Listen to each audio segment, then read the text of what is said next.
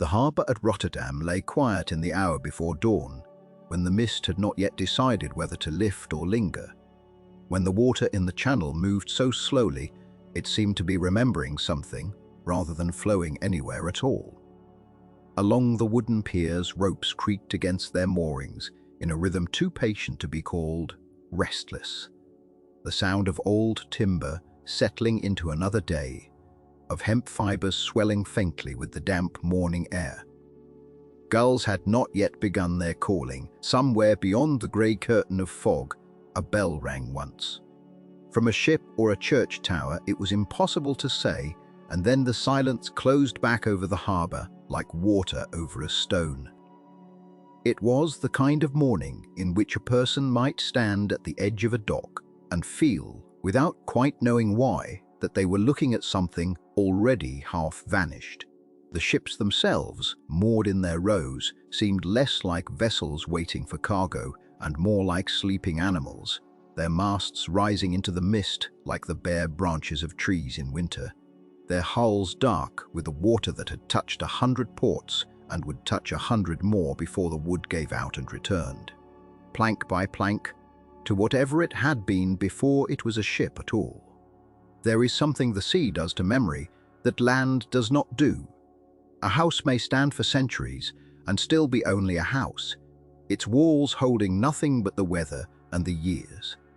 But a ship that is lost, truly lost, without wreckage washing ashore, without a body recovered, without even the certainty of the moment it went under, becomes something else. It becomes a story that refuses to end, because there is no final page to close it, no grave to visit, no bell to ring the last note.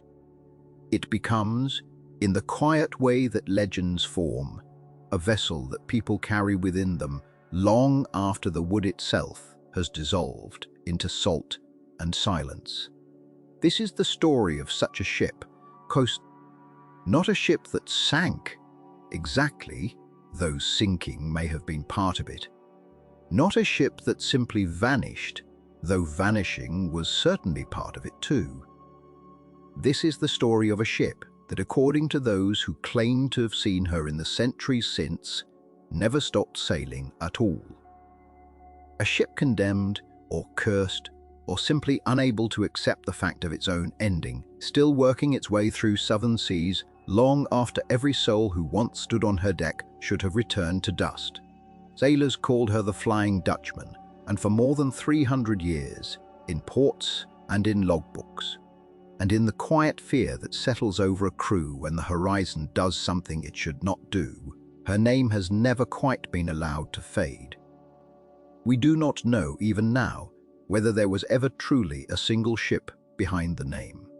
That uncertainty is in its own way part of what makes the story worth telling, slowly, worth turning over the way one turns over a smooth stone found on a beach, feeling for the shape of it in the dark.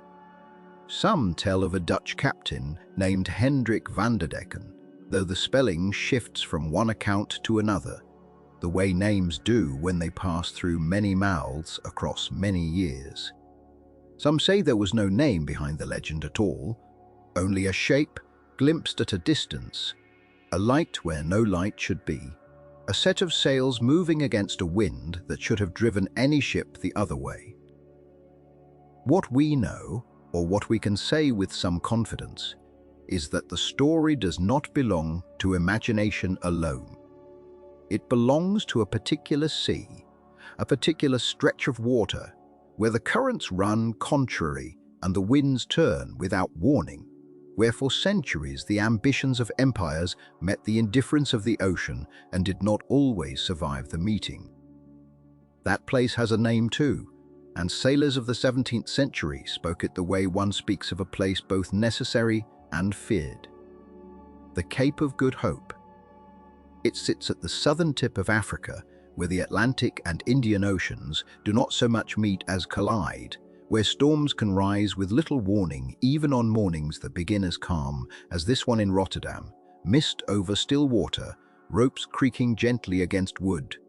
Portuguese sailors, in the earliest days of the great voyages, had called it something else first, something closer to the truth of what it cost them. The Cape of Storms. It was only later, when the hope of reaching the riches of the East outweighed the memory of the ships that had been lost trying, that the name softened into something gentler, something that looked forward instead of back. But the sea beneath that gentler name had not changed. It remained, and remains still, a graveyard for a certain kind of ambition, the kind that insists a wooden hull and a canvas sail are enough to carry human greed around the bottom of a continent and back again with holds full of spice. To understand how a ship might become a story that outlives its own wood, it helps to sit for a moment in the century where this one begins. The 17th century did not experience time the way we do now. A voyage from Amsterdam to the islands of the East Indies might take the better part of a year if the winds cooperated, if the food held, if scurvy did not take hold below decks, if the ship itself did not simply come apart under the strain of distances. It was never quite built to survive. And yet the ships kept going, because behind them stood an organization that had convinced itself, and much of Europe, that the profits waiting on the other side of that ocean were worth almost any price paid to reach them. The Dutch East India Company, founded in the first years of that century, was not merely a trading company in the way we might imagine one today. It held the power to wage war, to negotiate treaties, to build its own forts, and maintain its own armies in ports thousands of miles from the canals of Amsterdam. Its ships carried nutmeg and cloves, pepper and cinnamon, back to a continent hungry for flavors it could not grow itself. And in return, it carried Dutch ambition outward, across oceans that did not care in the slightest for the wealth waiting to be extracted from them. The company's ships were among the finest of their age, built heavy and deep to survive the crossing, their holds designed to carry both cargo and the crews needed to sail them, sometimes 300 souls or more, packed into a single vessel, bound for a horizon most of them would never see return. It was in the service of this company, according to the story as it has come down across the centuries, that a particular ship set out from a Dutch port, bound for the trading post of Batavia in the East Indies, carrying a captain whose name would eventually be spoken in the same breath as curse and legend. Whether his name was truly Van der Decken, whether he existed as a single man at all, or as a composite of every stubborn captain who ever pushed a ship past the point of wisdom, is a question that this story will turn toward gently, in its own time, without hurry. For now, it is enough to know that such a ship existed in the imagination of an age that understood perhaps better than we do now. How thin the line could be between ambition and disaster, and how easily the sea could turn one into the other with nothing more than a change of wind. The mist over Rotterdam's harbour has not lifted yet as this story begins, and perhaps that is fitting because the story itself has never fully lifted either, not in 3 centuries of telling. It has drifted from sailor to sailor, from logbook to letter, from the decks of merchant ships to the decks of naval vessels, gathering detail and losing certainty in equal measure, the way all such stories do when they are handed from one generation of seafarers to the next. Somewhere in that drift, a ship became more than a ship, a captain became more than a man, and a stretch of dangerous water at the bottom of Africa became the place where, according to those who still watch the horizon on certain nights, a vessel continues to sail that should have finished its voyage, one way or another, 300 years ago. If you would like to drift along with this story as it unfolds, slowly the way the fog moves across still water, you might consider settling in for what remains, and perhaps returning to this channel another night for other ships that never quite reached the shores they were promised. There is no need to hurry through what follows. The tale of the Flying Dutchman has waited 3 centuries to be told again, and it will wait patiently now, through the quiet hours of this one, for you to hear the whole of it, from the age of sail that made her possible, to the storm that made her legend, to the sightings that have kept her sailing long after every timber of the original ship, if she ever existed at all, has returned to salt and silence beneath the sea she was never allowed to leave. To understand how a single ship could come to haunt the imagination of an entire seafaring world, one must first understand the century that made her possible, and the empire that sent so many vessels like her out across the water with such confidence and so little regard for how many of them would never return. The 17th century belonged in no small measure to the Dutch. It is easy now, from the distance of centuries, to forget how small the Netherlands was, how modest her coastline, how unremarkable her beginnings compared to the ancient powers of Spain or the ambitions of France. And yet, by the middle of that century, it was Dutch ships that carried spice from the islands of the Indies to the warehouses of Europe. It was Dutch merchants who financed voyages to places most Europeans could not have named. It was a Dutch trading company chartered in 1602 and known simply by its initials, the VOC, the Verenigde Oostindische Compagnie, that had grown into something the world had rarely seen before. Not merely a company, but something closer to a floating nation, sailing under a single flag toward a single relentless purpose, profit drawn from the far side of the earth. Amsterdam, in those years, was a city that smelled of tar and salt and distant spice, its harbour a forest of masts so dense that a man could reportedly cross from one side of the waterway to the other by stepping ship to ship without once touching water. Warehouses rose along the canals filled with nutmeg and pepper, cinnamon and cloves, silks brought from further still. Merchants who had never set foot beyond the borders of Holland grew wealthy on cargoes carried by men they would never meet, aboard ships whose names they knew only from ledgers. It was, by any measure, an age of extraordinary ambition, a small nation reaching, through wood and canvas and the labor of thousands of anonymous sailors, toward the far corners of the world. But between Amsterdam and Batavia, the VOC's great trading post on the island of Java, the administrative heart of the Dutch presence in the east, lay some 15,000 miles of open ocean, much of it unmapped in any reliable sense, all of it indifferent to the ambitions of the men who crossed it. A voyage from the Netherlands to the East Indies might take the better part of a year, sometimes longer, depending on the winds, the season, the temperament of the captain, and no small measure of luck. Many who departed from the docks at Amsterdam or Rotterdam understood, without needing to be told directly, that they were not guaranteed to return. Some accepted this as simply the cost of the work. Others did not think of it at all, until the moment the shore disappeared behind them and there was nothing left to look at but water.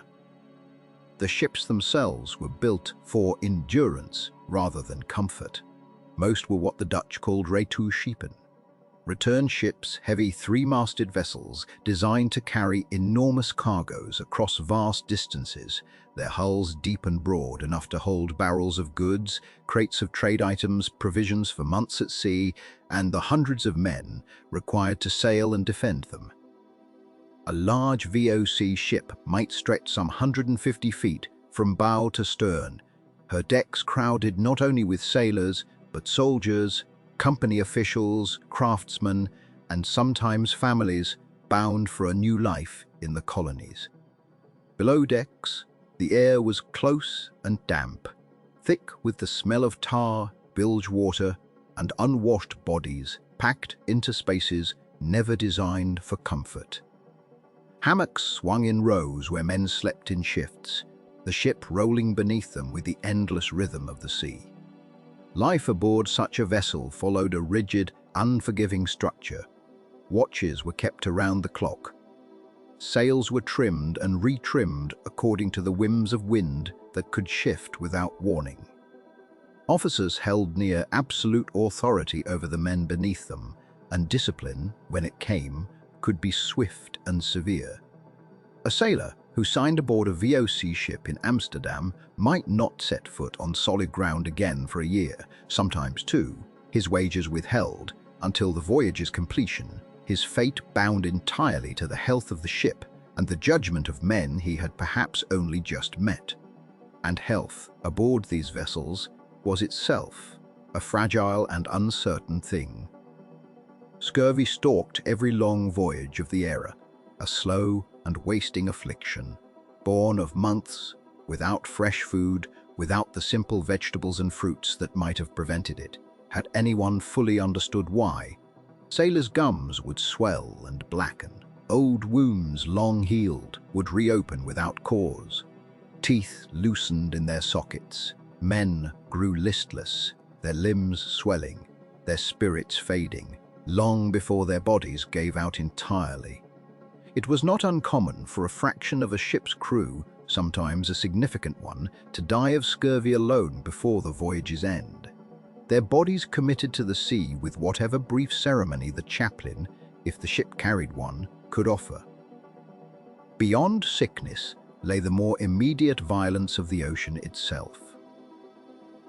Storms in the open Atlantic could rise with little warning, tearing sails to ribbons, snapping masts that had stood through a dozen prior voyages, filling the lower decks with water that no amount of pumping could fully clear. And storms were only the beginning. There was the ever-present danger of running aground on charts that were, in truth, often incomplete or simply wrong, coastlines sketched from second-hand reports, depths estimated rather than measured, reefs and shoals that existed nowhere on paper until a ship's hull discovered them the hard way.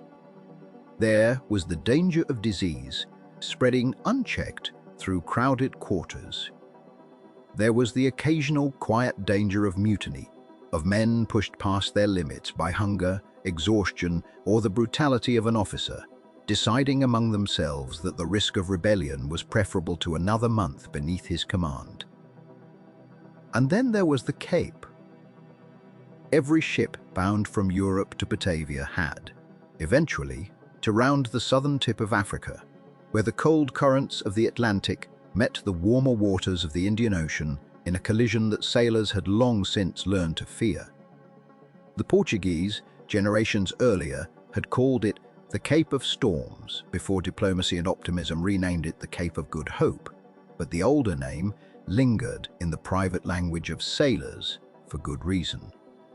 The waters there could turn, without warning, from calm to violent, the winds shifting direction with a suddenness that left little time to adjust sail.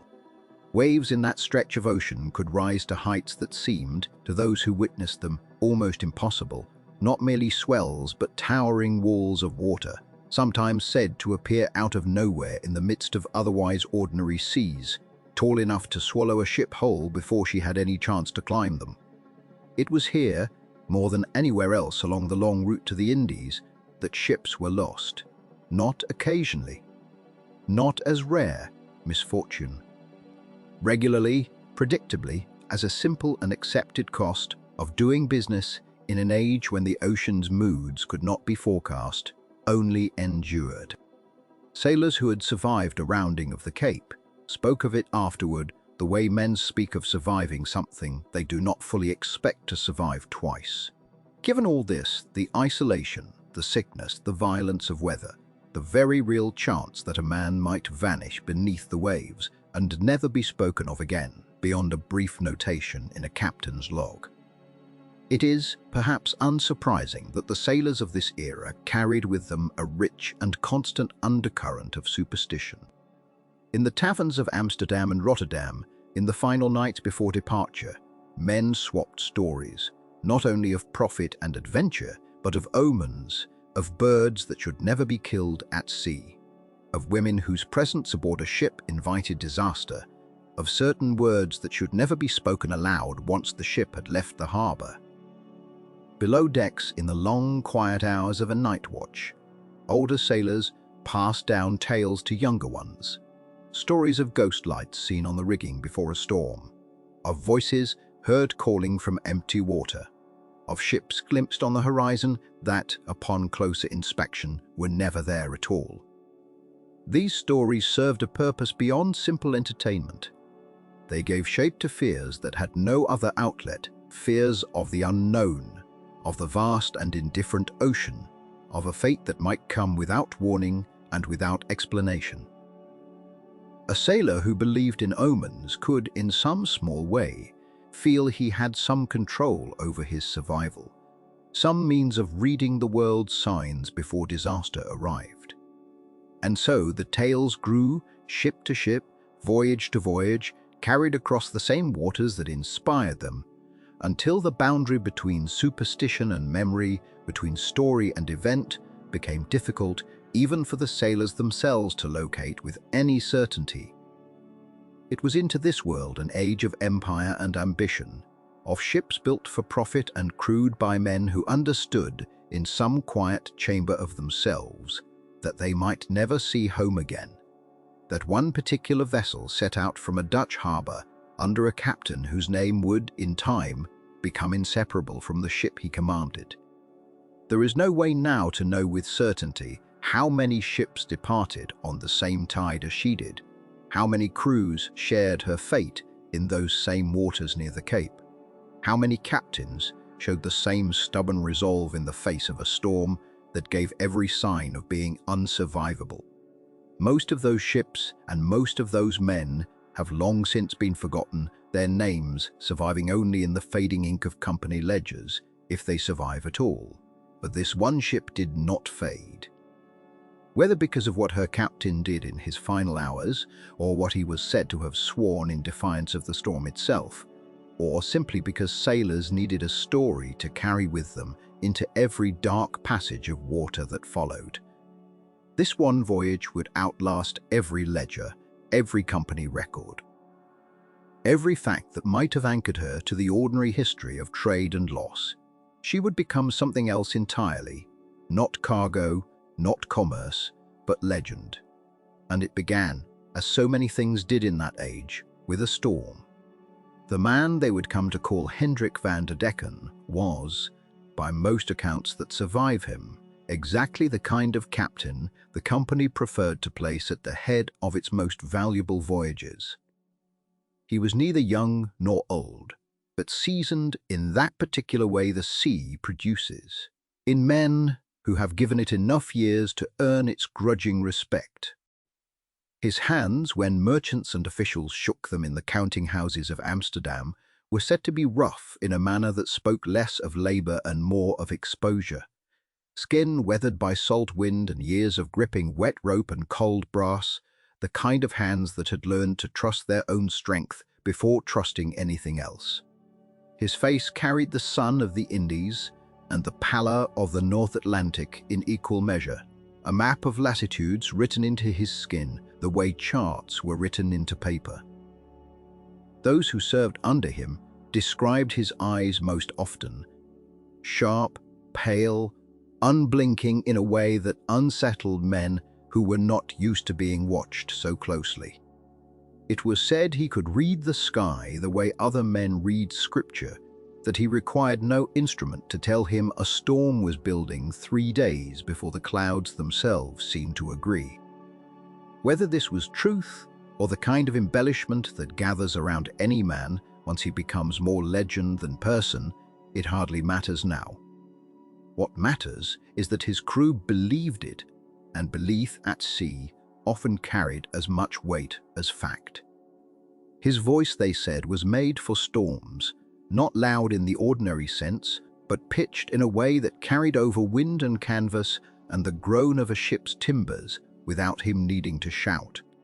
He had commanded through weather that turned other captains back, had brought vessels home that insurers had already quietly written off in their ledgers as lost.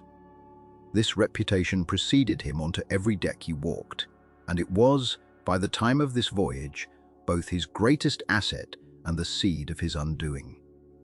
For a captain who has never failed begins eventually to mistake the sea's patience for his own skill. He had sailed for the Dutch East India Company for the better part of 2 decades by the time this particular voyage was recorded. Some accounts place him earlier in the previous century, others closer to 1700, and the discrepancy itself says much about how quickly the man dissolved into myth.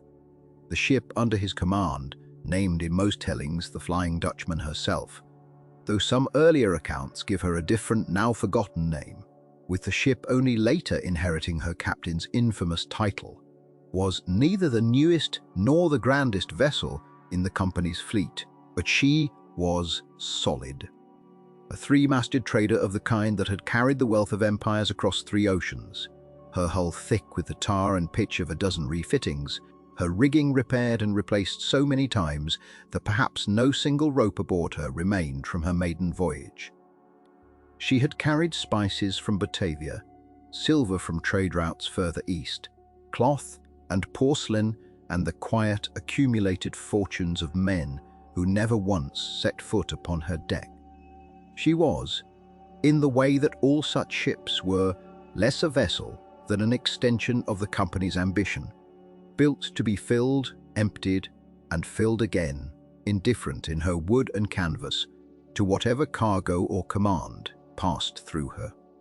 But ships absorb something from the men who sail them, or perhaps it is only that sailors project something onto the ships that carry them through danger. Either way, by the time she set out on this final voyage, the vessel had already acquired something of her captain's own reputation: solid, stubborn, unwilling to yield. She was old enough that some aboard muttered she should have been retired years before, her timbers groaning in ways that newer ships did not, her pumps requiring more frequent use than a captain might wish to admit to his officers. But Vanderdecken trusted her the way he trusted his own hands, and his trust, communicated silently through the confidence of command, became something the crew borrowed for themselves, whether they fully believed it or not. The voyage itself was bound for Batavia, carrying with it the ordinary ambitions of the company, trade goods outbound, the promise of spice and silk on the return, and somewhere beneath the practical cargo, the less visible weight of deadlines. The company did not forgive delay easily. A captain who returned late, who missed the trading season, who allowed his cargo to sit useless in a hold while markets shifted without him, found his reputation eroded as surely as a hull eaten by shipworm. Whether it was pride or duty or the simple arithmetic of profit and loss that drove Vanderdecken to press on when a wiser captain might have turned back, the histories differ. Some say he had sworn to his superiors that he would round the Cape of Good Hope on schedule, regardless of what weather met him there. Others say it was less a formal vow and more the accumulated weight of a lifetime spent never once turning back. A man who had built his entire identity on the premise that the sea did not defeat him, and who could not, by the time this particular passage arrived, imagine an alternative to that premise without imagining. The Cape itself had long carried a reputation among sailors that needed no embellishment. Portuguese navigators more than 2 centuries before had called it the Cape of Storms before the more hopeful name replaced it, and the older name persisted in memory the way old fears often do, beneath whatever polite renaming was later applied. The waters there were known to turn without warning, currents and winds, converging in ways that could calm a sea to glass in 1 hour and shatter it into chaos in the next. Every captain who rounded it did so with a kind of respect bordering on superstition, timing their passage as carefully as the season allowed, watching the sky with the particular attentiveness reserved for waters that had claimed ships long before any single captain's ambition entered the equation. Vanderdecken knew this. Every captain of his experience knew this. And yet, as the ship approached the Cape on this particular passage, the weather had already begun to sour in ways that gave lesser men pause. The swells had grown longer, the wind shifting with an unpredictability that seasoned sailors recognized as the sea's own kind of warning, delivered not in words but in motion. Officers aboard, men whose names survive less clearly than their captains, fragments in company records rather than legend, are said to have approached him with the quiet suggestion that they might delay might seek shelter, might wait the weather out in the lee of the coast before attempting the passage proper. The crew's relationship to their captain, by this point in the voyage, had settled into something that later accounts describe with a peculiar mixture of admiration and unease. A dynamic common enough among men who serve a commander both extraordinarily skilled. They trusted him in the way sailors trust a captain who has brought them through danger before, a trust built not on affection, but on evidence. Voyage after voyage of storms survived and cargo delivered. But beneath that, trust ran a current of quiet apprehension, the kind that grows in men who have watched a captain's confidence slowly harden into something closer to defiance. They had seen him press forward when other captains might have paused. They had watched him treat the sea's warnings as obstacles to be overcome rather than signals to be heeded. And though none of them perhaps would have named it aloud, for what sailor speaks ill of the man who commands his fate, there was among the crew a shared, unspoken understanding that their captain's greatest strength might also, on the wrong day, in the wrong weather, become the very thing that undid them all. It is said that when his officers raised the question of turning back, Vanderdecken's answer was some version of what history would later render as legend, that he would round the Cape if it took until Judgment Day, or words carrying that same fierce, fatal certainty. Whether he spoke those exact words in that exact moment, we cannot know with any certainty. The accounts that preserve them were written by men who had every reason to shape the story toward its most dramatic form. But the sentiment behind them, even if the phrasing came later, rings true to everything else recorded of the man. A captain who had built his entire life on the premise of pressing forward, now facing the one stretch of water that had humbled captains far more cautious than himself, and choosing, in that moment, to trust his own will over the mounting evidence of the sky. The ship groaned beneath him as the swells grew heavier. Her old timbers, tested by 2 decades of voyages, absorbed the growing violence of the sea the way they always had, creaking, straining, holding. Her sails filled and snapped taut in winds that no longer behaved with any predictable pattern. And somewhere in the darkening water ahead, the Cape of Good Hope waited, indifferent to reputation, indifferent to ambition, indifferent to the particular stubbornness of one more captain who believed, as so many had believed before him, that he alone might be the exception to what the sea had claimed from every captain who came before. The crew went about their duties as the weather worsened, tightening rigging, securing cargo, watching their captain's sharp, pale eyes scan the horizon with the same unshaken confidence he had carried through every storm before this one. Whether that confidence was wisdom, or the particular blindness that comes to men who have never yet been defeated, none aboard could say with certainty.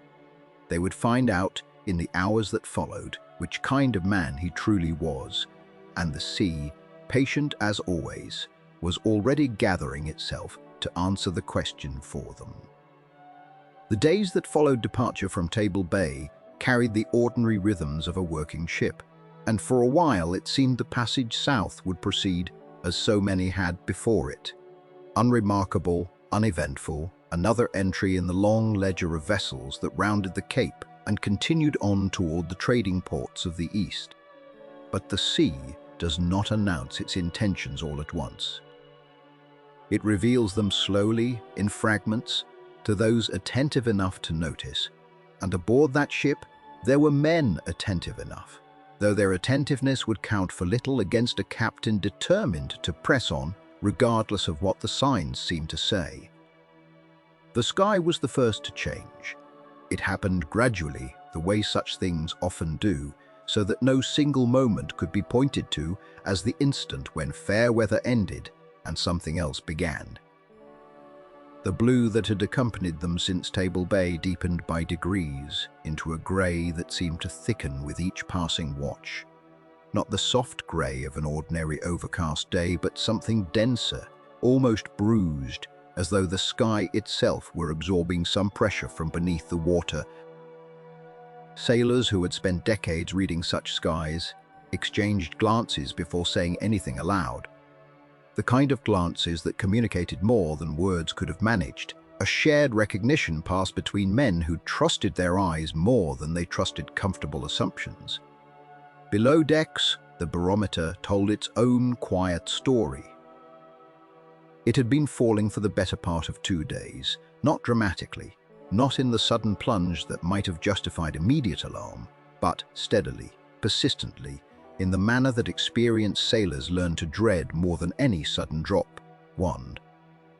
A sudden fall could mean many things, and often resolved itself as quickly as it began. A slow, patient fall, sustained over days, spoke of something larger, gathering itself at a distance, something that had not yet arrived but was already, in some sense, on its way.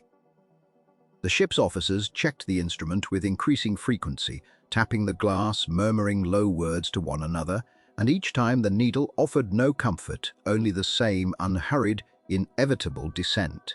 The birds vanished next. For much of the voyage south, gulls and other seabirds had trailed the ship at a comfortable distance, wheeling above the wake in search of scraps, a familiar and almost comforting presence that sailors of that era had learned to read as a sign of proximity to land or, at minimum, of ordinary conditions prevailing across the surrounding waters. But somewhere in the passage south of the Cape, the birds simply stopped appearing. One evening, they trailed the ship as they always had. By the following morning, the horizon in every direction was empty of them. No white wings against the grey, no distant calls carried on the wind.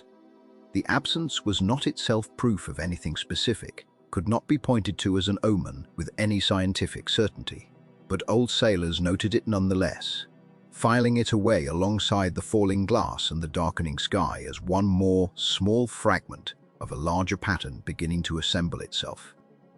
It was in the crew's quarters, in the hours when men not on watch gathered to eat or rest, that the quiet words of unease began to circulate. They were never spoken as declarations, never framed as warnings meant to reach the captain's ears, but rather offered sideways, in the manner sailors have always used to share concern without appearing to challenge the authority above them. An older seaman, weathered by decades at sea, remarked to no one in particular that he had sailed this passage some years before aboard another vessel, and that the sky then had worn much the same look before the storm that followed nearly took them all. Another recalled a ship lost, attempting this very stretch of water, a vessel whose name had passed into quiet legend among sailors who worked these routes. Its disappearance never fully explained beyond the simple, terrible fact that it had sailed into weather much like this and had never been seen again. These stories were not told with dramatic flourish. They were told the way sailors have always told such things, matter of fact, almost weary, the tone of men who had long ago made peace with the sea's capacity for sudden and complete erasure. Word of this unease reached the officers, as it always does aboard a ship, carried not through formal report, but through the accumulated weight of small comments, uneasy glances, and the general shift in mood that experienced leaders learn to sense, even when no one speaks directly to them of it. 2 of the ship's senior officers approached the captain privately, choosing their words with the particular caution men use when addressing a superior whose temperament they have learned to respect and, in some measure, to fear. They spoke of the falling glass, the vanished birds, the darkening sky that seemed unlike the ordinary weather changes of the passage. They suggested carefully that perhaps it would be wise to shorten sail, to alter course toward calmer water, or if the signs continued to worsen, to seek shelter until the weather revealed its true intentions rather than risk the passage blind. The captain heard them out, as, by all accounts, he always did, standing with his hands clasped behind his back and his sharp, pale eyes fixed on the grey horizon ahead. And when he spoke, his voice carried the same measured calm it always had, the tone of a man for whom doubt had become an unfamiliar sensation. He acknowledged the falling barometer. He acknowledged the strange emptiness of the sky where birds should have been. But he set these observations aside, as one might set aside the complaints of nervous men unaccustomed to the rigors of a long voyage, reminding his officers, and through them the crew, that he had weathered storms in these waters before, storms that had broken lesser captains and lesser ships, and that he did not intend to surrender the schedule. He had set himself to the mere possibility of rough seas ahead. He had rounded this cape before. He would round it again.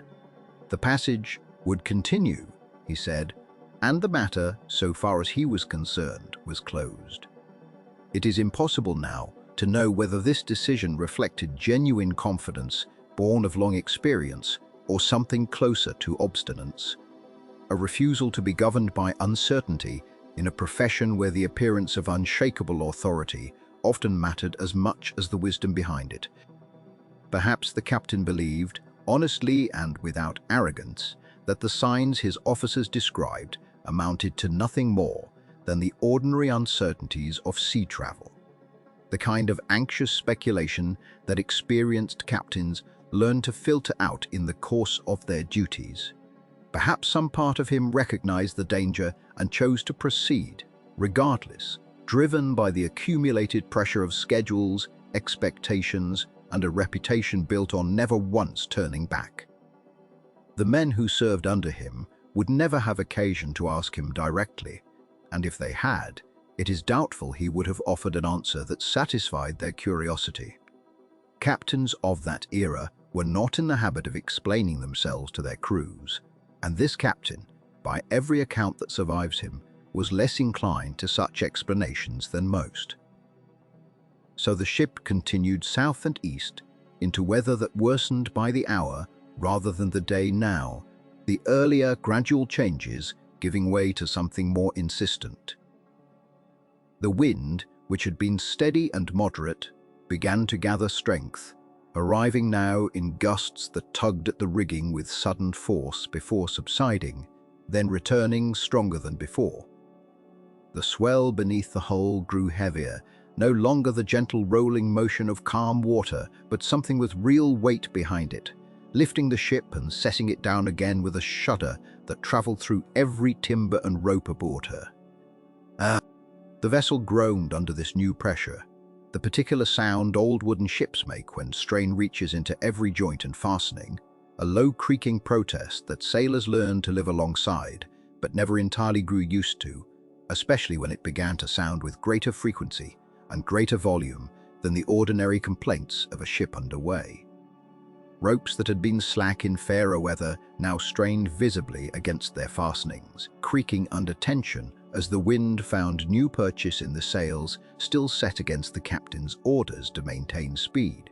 Men worked the rigging with grim concentration, adjusting and securing what they could, exchanging few words now, the earlier quiet unease having given way to something more focused, the practical business of preparing a ship for weather that no longer needed to announce itself through subtle signs. The signs had become the thing itself. The first rain arrived not as a gentle beginning, but as a sudden sting carried sideways on gusts that had grown genuinely fierce, cold droplets driven hard enough to sting exposed skin, a foretaste of what still gathered somewhere ahead in that darkening grey that had swallowed the horizon entirely now ahead and to every side, so that the ship seemed to be sailing not toward a storm, but into the center of one already forming around her on every quarter. The captain remained on deck through all of this, according to those who later gave account of the hours before the worst arrived, his bearing unchanged, his confidence or his stubbornness still intact, still insisting through his silence and his posture that this storm, like every storm before it, what none aboard could yet know, though perhaps some felt it in the particular heaviness that had settled over the ship in those final hours before full darkness fell, was that this accumulation of small warnings, each one dismissible on its own, together represented something the sea rarely offered so clearly, a genuine chance to turn back. Extended and then withdrawn as the ship sailed onward into water that had already begun, in its patient and indifferent way, to close around her. The storm did not arrive all at once.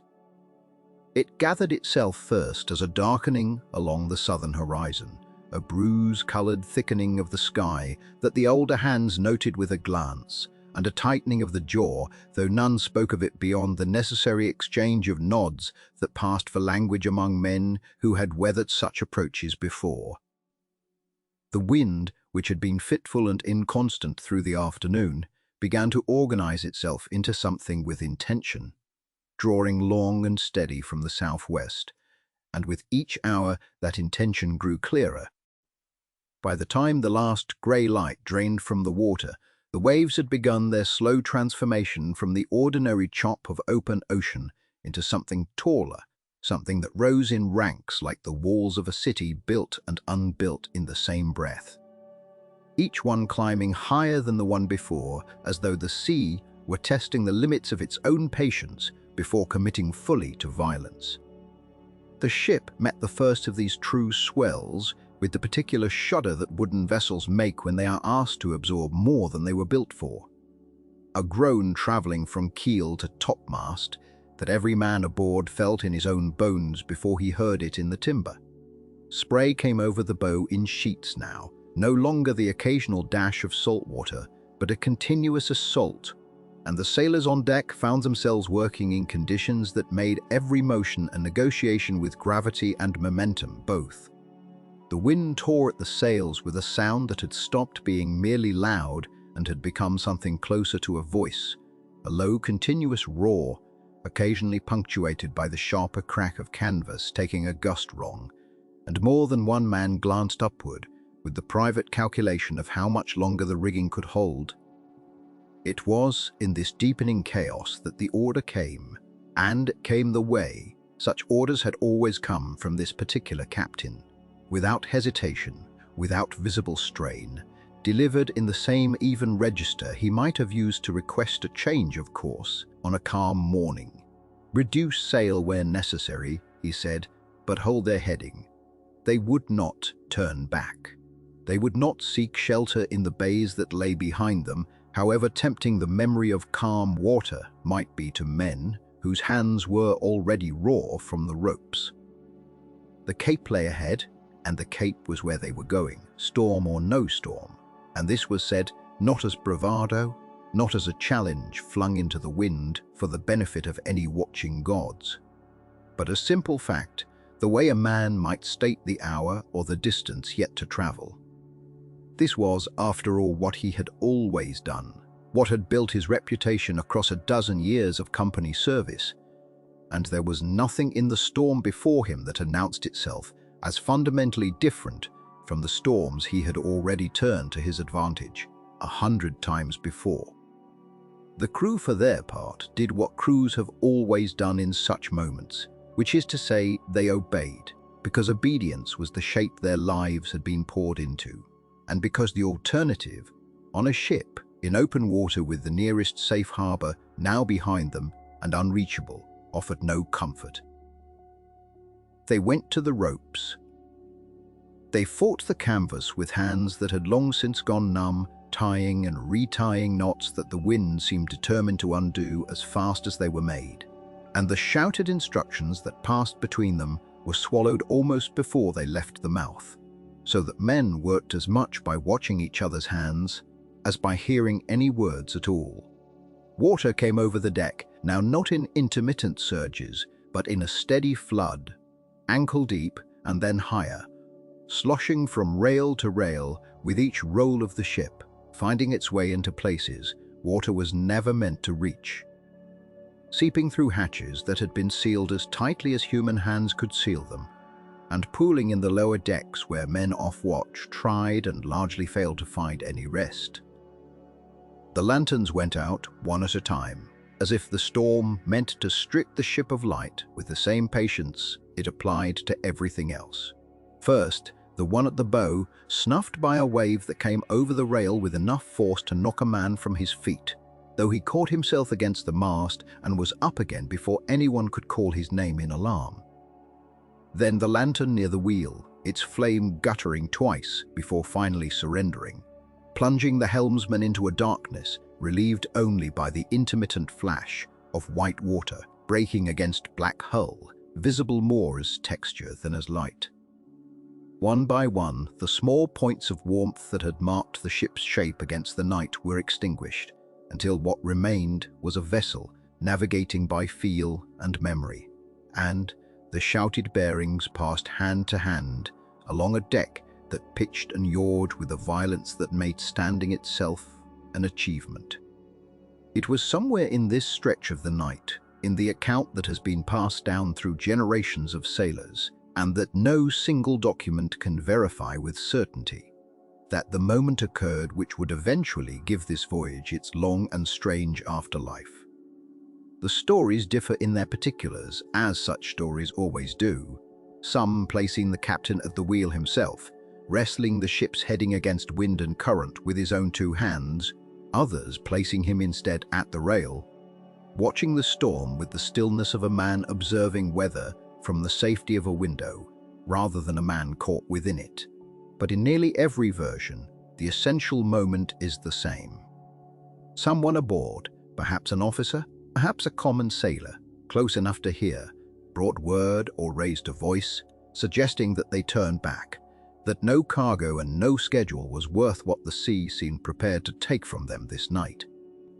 And in nearly every version, the captain's answer, whether shouted into the wind or spoken with the terrible calm of a man who has already decided something beyond argument, was some variation of a vow that would outlive every ship's log and every insurance record and every fact that might otherwise have anchored this voyage in ordinary history. He would round the Cape, he is said to have declared, if it took until Judgment Day. Whether these words were ever actually spoken in this form or any form, no surviving record confirms, no log entry preserves them. No crew member's testimony, delivered years later in some dockside tavern or before some official inquiry, offers a version that historians have been able to trace back to an actual witness aboard an actual ship on an actual night. And yet the words persist, carried forward through decades and then centuries of retelling, because they capture something that feels true even where the facts refuse to cooperate. A particular defiance, a particular refusal to yield to forces larger than human will. Spoken not in fear, but in the strange pride of a man who has never yet met a storm he could not master. If the words were invented later, grafted onto this voyage by sailors seeking to explain why some ships never return, they were invented by people who understood something real about the men who commanded vessels like this one, about the thin line between confidence and something closer to blasphemy, between the ordinary bravery required to sail into weather and the particular arrogance of believing that weather itself might be commanded like a subordinate crew member. Whatever was said, if anything was said at all, beyond the ordinary shouted business of managing a ship in extremity, the storm did not pause to consider it. The waves continued their slow architecture of rise and collapse, taller now than the ship's own masts at their peak, so that for long moments the vessel would find herself in a trough, with water rising on either side like the walls of a canyon, before climbing again to the crest and pitching forward into the next descent. The wind did not diminish. The rain, which had begun as an ordinary accompaniment to the wind, thickened into something closer to a wall, a curtain of water falling nearly sideways across the deck, so that the boundary between sea and sky, between the water crashing over the rails, dissolved entirely into a single continuous element that admitted no clear division between up and down, between ship and ocean, between the vessel and the storm that had swallowed her. It was into this wall, this thickening dark, that no lantern could penetrate and no watching eye from any other vessel could see through, that the ship finally disappeared, not with the sudden violence of an explosion, or the visible drama of a mast breaking, but simply by ceasing to be visible, by becoming indistinguishable from the storm itself. Her outline dissolving into rain and spray, and the particular blackness of a Cape night in full fury. No other ship recorded seeing her go under, because no other ship was near enough to see anything at all in that weather, and this absence of witness would become, in the fullness of time, as significant as any account of the ending itself. The narrative does not rush to explain what happened next, because in truth, nothing that follows can be stated with the certainty that such an ending seems to demand. The ship went into the storm did not relent, and when the weather finally broke, some hours or perhaps a full day later, scattering the clouds and settling the water back into its ordinary restless calm, there was no ship on that stretch of sea to be found, and no wreckage, and no survivors clinging to any floating spar. Only the wide, indifferent water, closing back over whatever had happened beneath it, keeping its own account, offering nothing to those who would spend the following centuries trying to read an answer into its silence. The sea, in the days that followed, gave every appearance of having forgotten. This was, sailors of that era would tell you, one of its oldest habits. A storm that had seemed capable of splitting the sky apart would pass, and within a day the same waters would lie flat and silvered under a mild sun, as though nothing at all had occurred upon them, as though no ship had ever struggled there, as though the wind itself had no memory of what it had done. Other vessels, making the passage around the Cape in the weeks after, would report calm conditions, favorable currents, the ordinary business of sailing. They would not report the ship that should have crossed their path. They would not mention her because there was nothing yet to mention, only an absence, and absences are difficult things to notice until enough time has passed to give them shape. It was the shipping agents in the end who first felt the shape of it.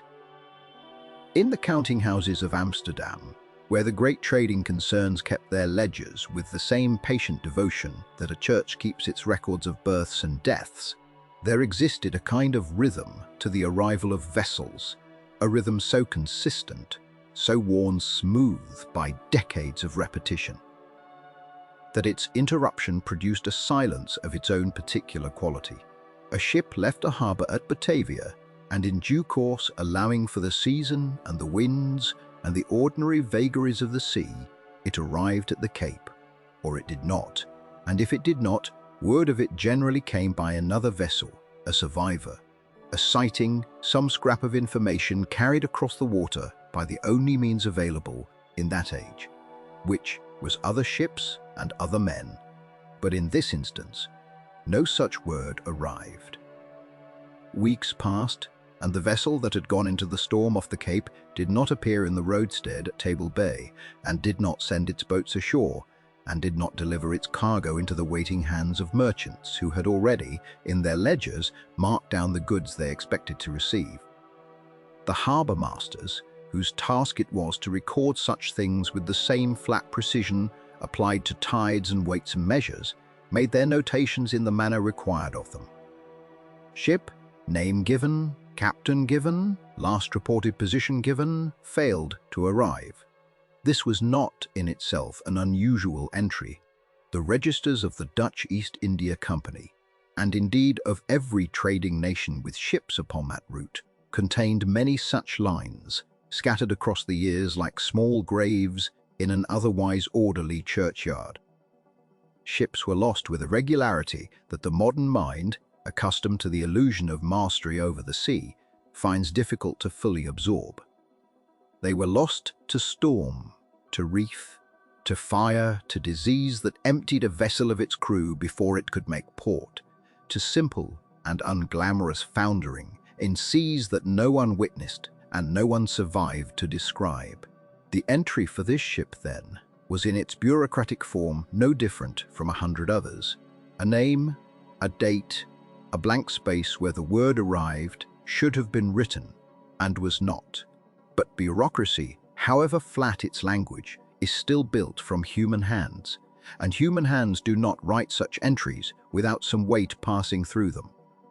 The clerk who marked the register in Batavia, waiting for cargo that would never be unloaded onto the docks, would have known in some private register beneath the official one that men had gone into the water somewhere between one harbour and another, and that their names listed neatly on the manifest that had sailed with them now corresponded to nothing but the manifest itself, a list of the living that had, without any visible moment of transition, become a list of the presumed dead.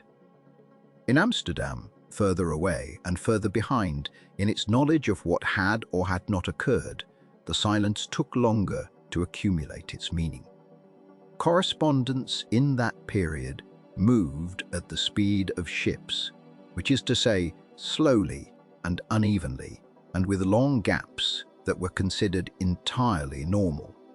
A wife whose husband sailed for Batavia might reasonably expect not to hear from him again until the return voyage was underway, and even then the letters might arrive out of order, or damaged, or not at all, carried on vessels that themselves might founder before reaching a harbour. So when the expected letters from this particular captain did not come, there was at first no alarm in it. Delay was the ordinary condition of correspondence across such distances. A wife might write 2, 3, 4 letters into that silence, addressing them to a man who she believed to be somewhere upon the sea, or newly arrived at the Cape, or already engaged in the business that had taken him east, without any indication in her own mind that the silence she was writing into was not the ordinary silence of distance, but something more absolute.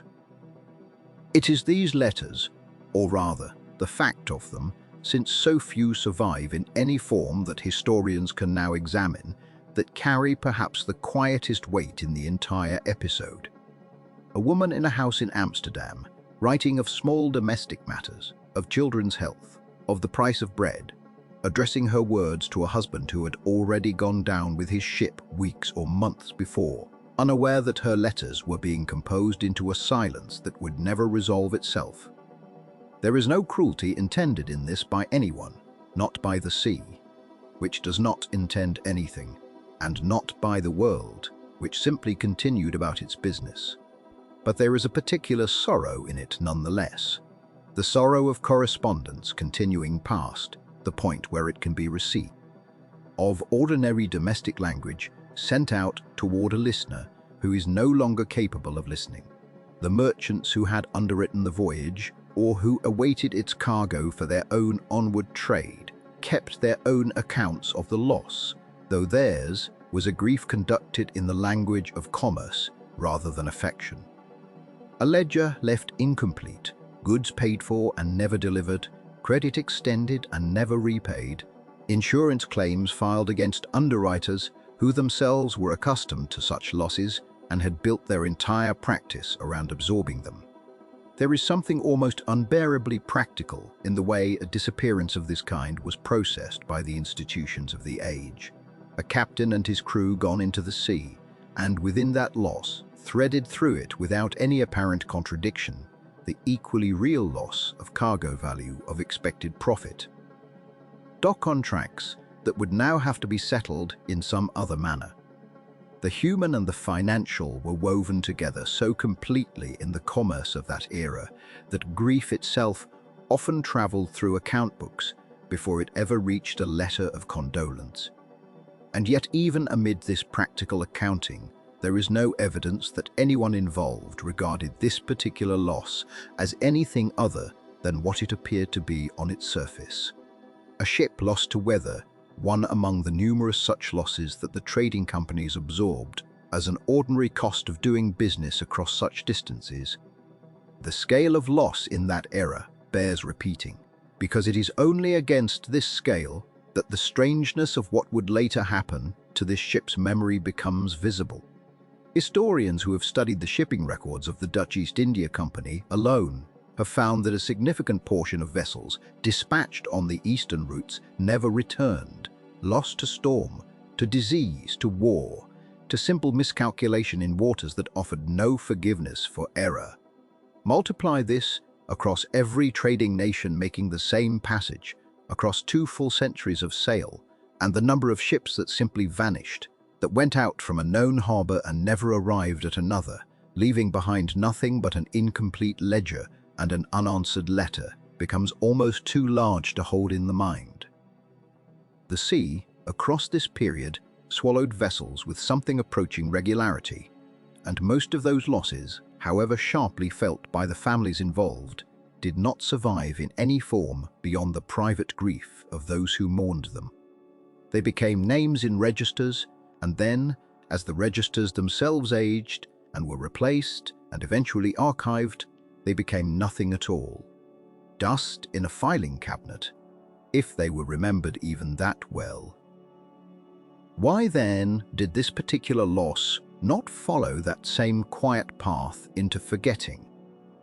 Why did this ship, among the many hundreds that vanished on this same stretch of ocean during this same general era, come to occupy a different position in the memory of those who sailed after her, a position not of forgotten loss, but of something stranger, something that refused to settle into the ordinary category of maritime tragedy? No single answer satisfies the question completely, and this itself is perhaps part of the story's power.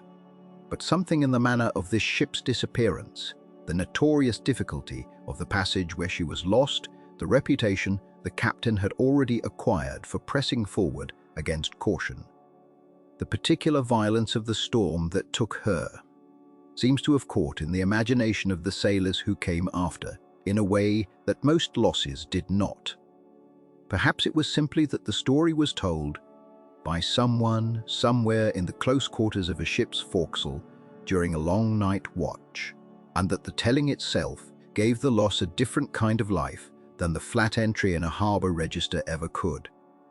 Sailors have always been custodians of such stories, passing them from ship to ship, from watch to watch, altering them slightly with each telling in the manner that oral traditions always do, smoothing away the specific and uncertain details and replacing them with something more universal, more resonant, more suited to the particular fears that men carry with them onto the water.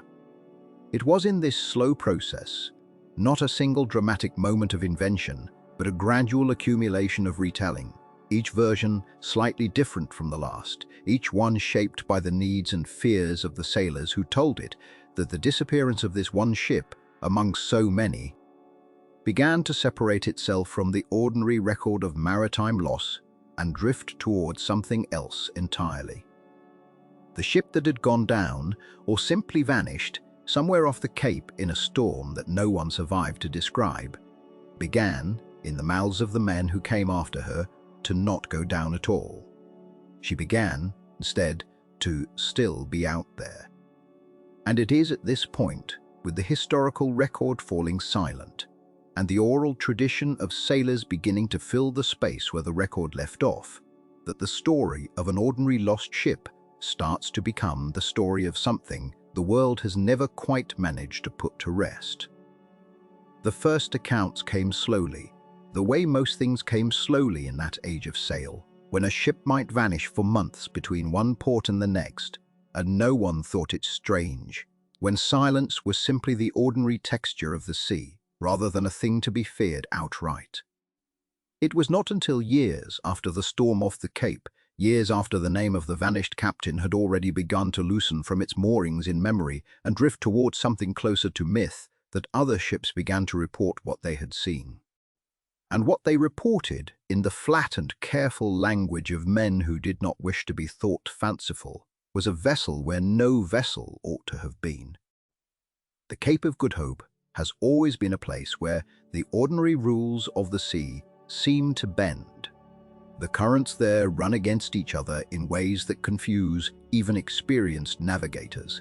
The weather turns without warning, and the light, in certain hours of dusk or storm, takes on a quality that sailors of the period described, again and again in almost identical words, a paleness, a wrongness. Sense that the horizon itself had grown uncertain about where it ended and the sky began. It was in this stretch of water, more than any other, that the sightings began to accumulate.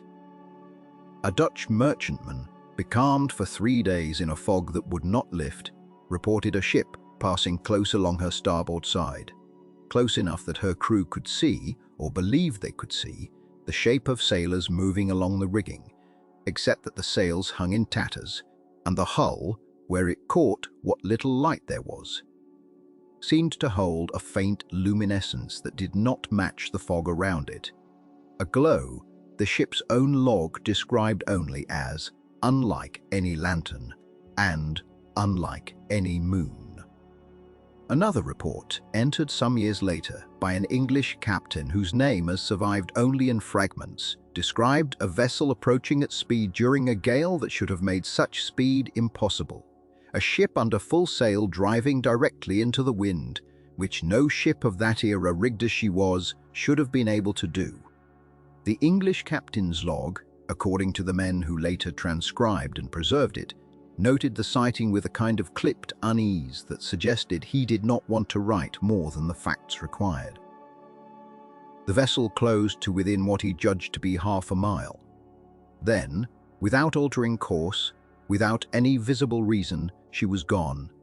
Not sunk, not sailed beyond the horizon. Simply gone in the space between one glance and the next. The way a shape disappears from a dream the moment the dreamer tries to look at it directly. These early accounts share a peculiar quality that is worth pausing over because it says something about how legends of this kind are made. They are not dramatic in the way later retellings would become. There is no shrieking, no cursing, no ghostly captain shaking his fist at the heavens in these first records that would come later, added by other hands, other decades, other appetites for spectacle. What the earliest sightings offer, instead, is something quieter and in its way more unsettling. The plain, almost bureaucratic notation of men whose job it was to record what they saw, describing a ship that should not have been there, behaving in ways that ships did not behave, and then simply noting its absence. As if the absence itself were the most ordinary fact in the log. There is no flourish in these entries. There is only the fog, the glow, the ship, and then the empty water where the ship had been. It is worth imagining for a moment what it might have been like to stand on the deck of one of these vessels during such a sighting. Not to dramatize it, but to understand why the story took the shape it did. A ship at sea near the Cape in poor weather is already a place of reduced visibility and heightened attention. Sailors on watch stare into fog and stormlight for hours at a stretch, their eyes straining against a world that offers almost nothing to focus on. In such conditions, the mind does what minds have always done in the presence of near nothing. It supplies shape where there is ambiguity, motion where there is only the shifting of vapor, form where there is only darkness thickening and thinning by turns. This is not to say that the sailors who reported these sightings were lying or even mistaken in any simple sense. It is only to say that the conditions of the Cape, the fog, the strange light, the currents, the isolation, were precisely the conditions in which a half-glimpsed shape might harden in the retelling into something far more definite than what the eye alone could have confirmed. And retelling was, in this world, everything. A sighting reported to a captain became an entry in a log. That log might be read by other officers, copied in part into private letters, mentioned over the rail during a becalmed evening to sailors on a different ship entirely, who would carry the account to the next port and the next crew. By the time a story had passed through 4 or 5 such retellings, the fog had often thickened into something closer to certainty, and the half-seen shape along the rigging had become unmistakably a crew, a spectral crew, moving with the slow, wrong patience of men who did not need to hurry because they had nowhere left to arrive. The ship's sails, torn in the first account, became rotted in the second, and by the third they were described as hanging in shreds so old that no wind should have been able to fill them at all. And yet, somehow, impossibly, They held taut against a gale, driving the vessel forward on a course toward nothing. The glow around the hull underwent its own evolution in much the same way. In the earliest reports, it is simply strange, a paleness that does not match the moon, a shimmer that the sailors cannot place. But sailors are a superstitious people by long necessity, shaped by centuries of watching the sea take ships without explanation, and superstition abhors a phenomenon without a story attached to it. Within a generation, the glow had become something else entirely, a light said to shine from within the ship rather than upon it, a corpse light some called it, borrowing older folk terms for the pale flickering sometimes seen over graves and marshes, terms that already carried centuries of dread behind them. The ship was no longer merely unusual. She had become, in the vocabulary of the men who spoke of her, something that did not belong to the world of the living at all. What mattered most, in the slow crystallization of these accounts into legend, was the meaning that sailors began to attach to the sighting itself. A strange ship glimpsed once might have remained a curiosity, filed away with the dozens of other unexplained things a life at sea produced. A light on the horizon that never resolved into anything, a sound like a bell where no bell should be, a current that ran the wrong way for no discernible reason.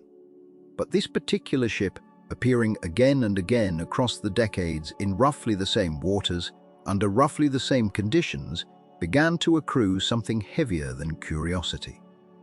It began to accrue consequence. Sailors who reported seeing her did not merely note the sighting and move on. They began increasingly to connect the sighting to what happened afterward. A storm that struck within days, a mast that split without warning, a crewman lost overboard on a calm sea for no reason anyone could name. Tower. The ship became, in the slow accumulation of these associated misfortunes, an omen. This is perhaps the most human part of the story and the part most worth sitting with quietly. It was not enough for the sailors of that age, for the vanished ship, to simply exist as a mystery. The sea already offered mystery in abundance, more than any crew could carry without some way of organizing it into meaning. A ghost ship glimpsed at the Cape gave shape to the vast and formless danger that surrounded every voyage into those waters. The storms that came without warning, the currents that turned a ship without its captain's consent. The long stretches of ocean where nothing lay between a vessel and catastrophe but chance and skill and whatever mercy the weather chose to extend. To see the ship and to believe that seeing her meant something was coming was in its way a kind of comfort, however strange that may sound. It transformed the sea's indifference into a narrative with rules, however grim those rules might be. If the ghost ship was an omen, then disaster was no longer simply the sea's arbitrary cruelty. It had a herald.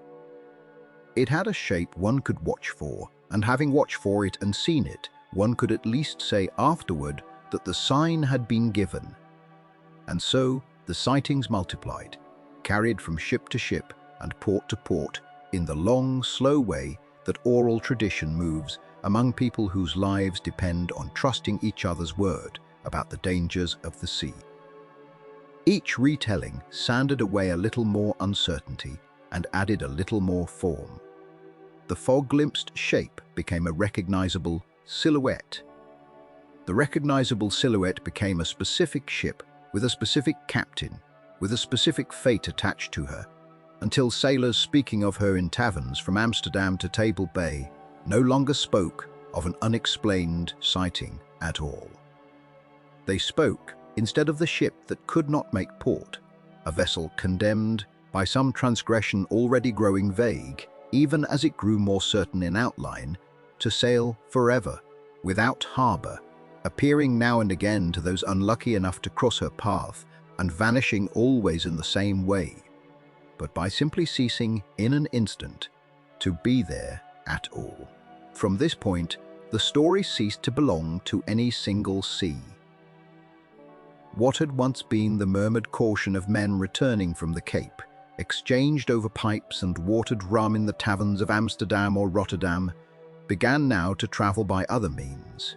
Slower means, but ones that carried further and lasted longer than any single voice could. It moved first through pamphlets, those thin, cheaply printed sheets that circulated through the port towns of the 17th and 18th centuries, offering to a curious public the strange and the sensational alongside notices of trade and shipping.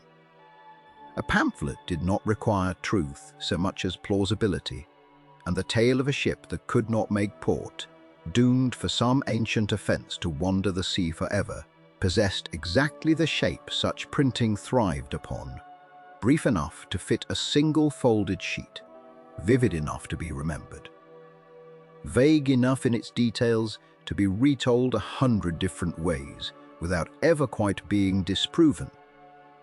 From these pamphlets, the story passed as such stories do into the hands of those who wrote not for sailors but for the wider reading public of Europe. Men and women who had never crossed the equator, who knew the sea only from harbor walls and painted canvases, but who found in this tale of eternal wandering. By the early 19th century, the ghost ship had drifted well beyond the world of maritime report and into the world of literature proper. It appeared, reshaped, and softened in the writings of those who collected folklore and legend as a form of cultural inheritance, sitting alongside tales of drowned cities and cursed treasure, of witches and werbeasts and things that walked at crossroads under a new moon.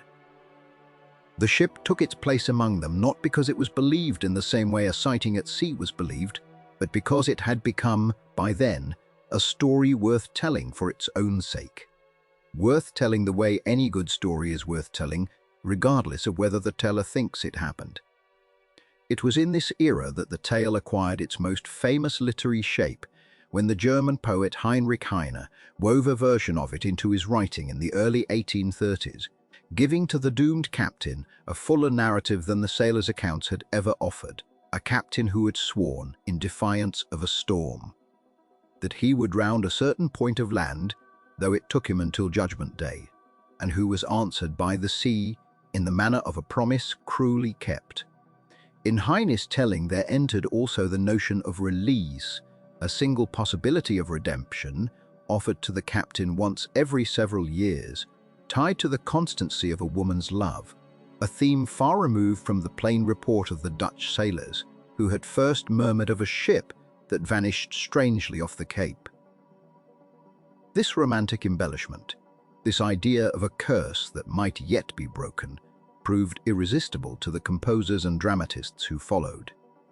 It was this version, softened and deepened by longing, that reached the German composer Richard Wagner some years later, who took the tale and gave it full operatic voice in Der Fliegende Holländer, first performed in 1843, a work in which the ghost captain's torment becomes something almost human in its ache, a punishment made bearable only by the faint possibility of a woman's faithful love breaking the curse at last.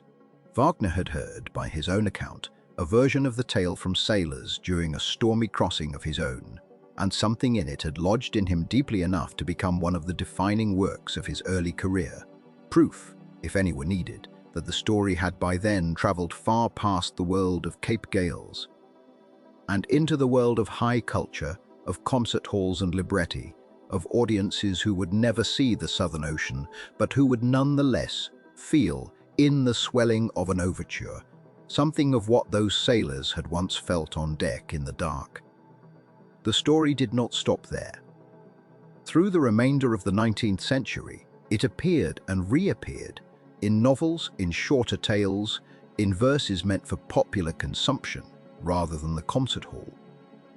Sir Walter Scott mentioned the ship in his own writings, treating it as an established piece of maritime folklore worth noting for his readers, a thing sailors spoke of as fact rather than fancy.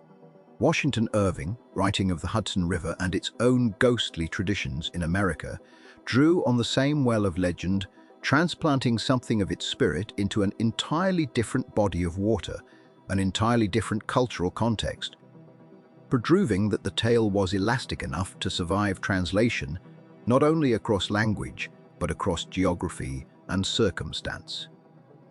Each writer who took up the story shaped it according to his own purposes, some emphasizing horror, some emphasizing tragedy, some finding in its simple entertainment a curiosity to be shared over an evening's reading. But each retelling, however different in tone or intention, kept intact the essential image at its center. A ship sailing on, forever unable to reach any shore, glimpsed by those unfortunate enough to cross her path and vanishing before their eyes into the storm from which she had come. It is worth pausing to ask why this particular tale endured where so many others of its kind. And there were many others, tales of sea monsters and vanished islands and drowned cities, heard tolling their bells beneath the waves, quietly faded from memory, kept alive only in the specialist collections of folklorists, rather than in the wider cultural imagination. Something in the ghost ship's particular shape seems to have resonated more deeply than these other maritime tales, and it is not difficult, turning the story over slowly, to sense what that something might have been.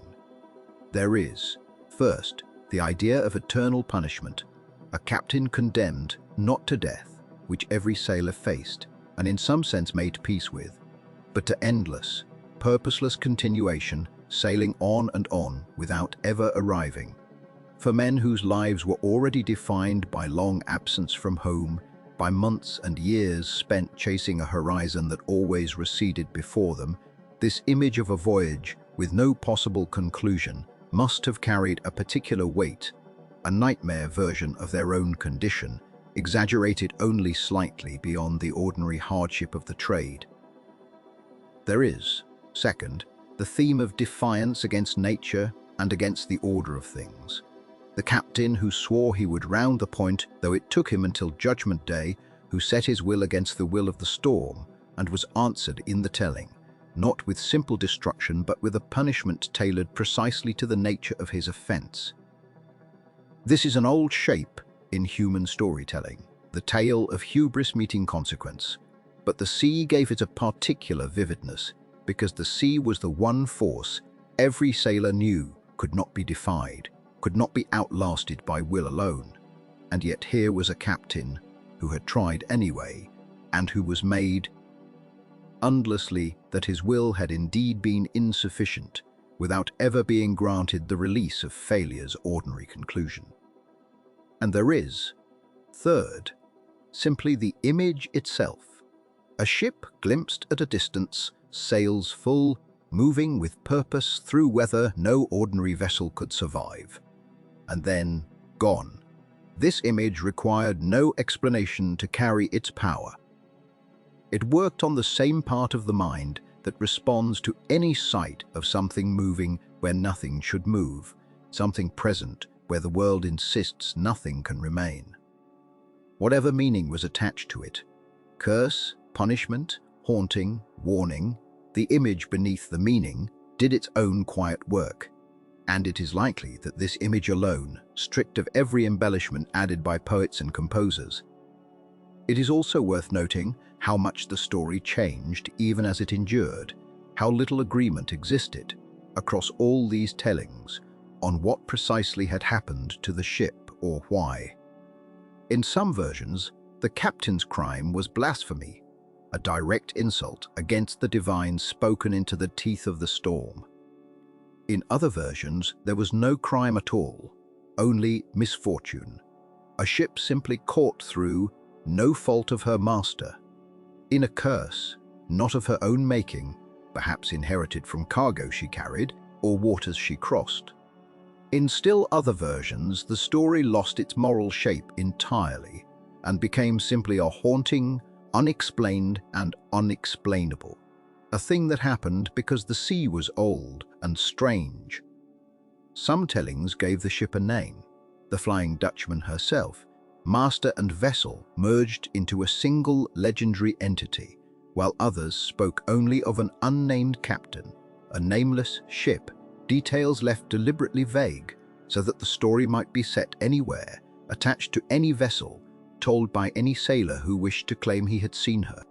This variation was not a flaw in the legend's transmission, but very nearly its defining feature.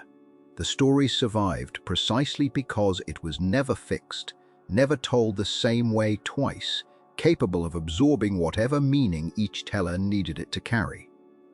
By the time the 19th century gave way to the 20th, the ship had become, in the fullest sense, larger than any single voyage, larger than any single captain who might once have commanded her, larger even than the ocean off the Cape, where the first sightings were said to have occurred.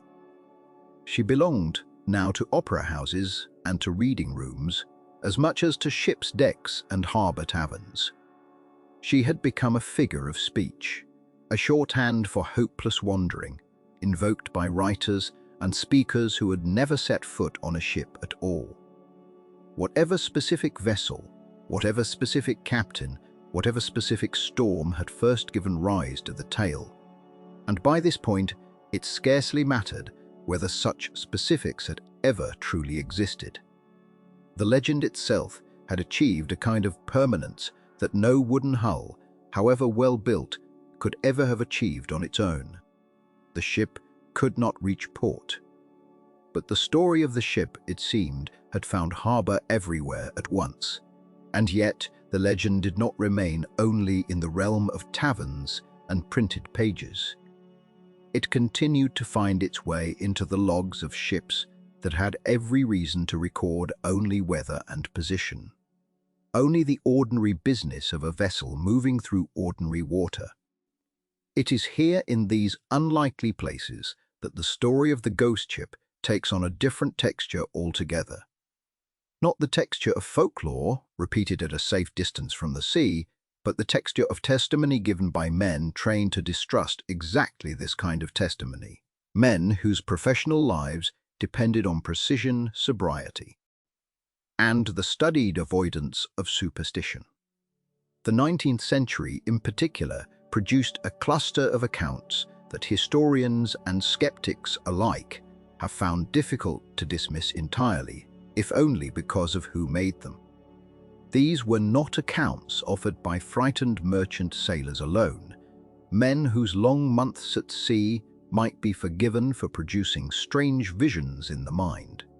These were accounts entered by naval officers, by men holding commissions, by individuals whose names carried weight in their own time and whose reputations one might think would have been better served by silence.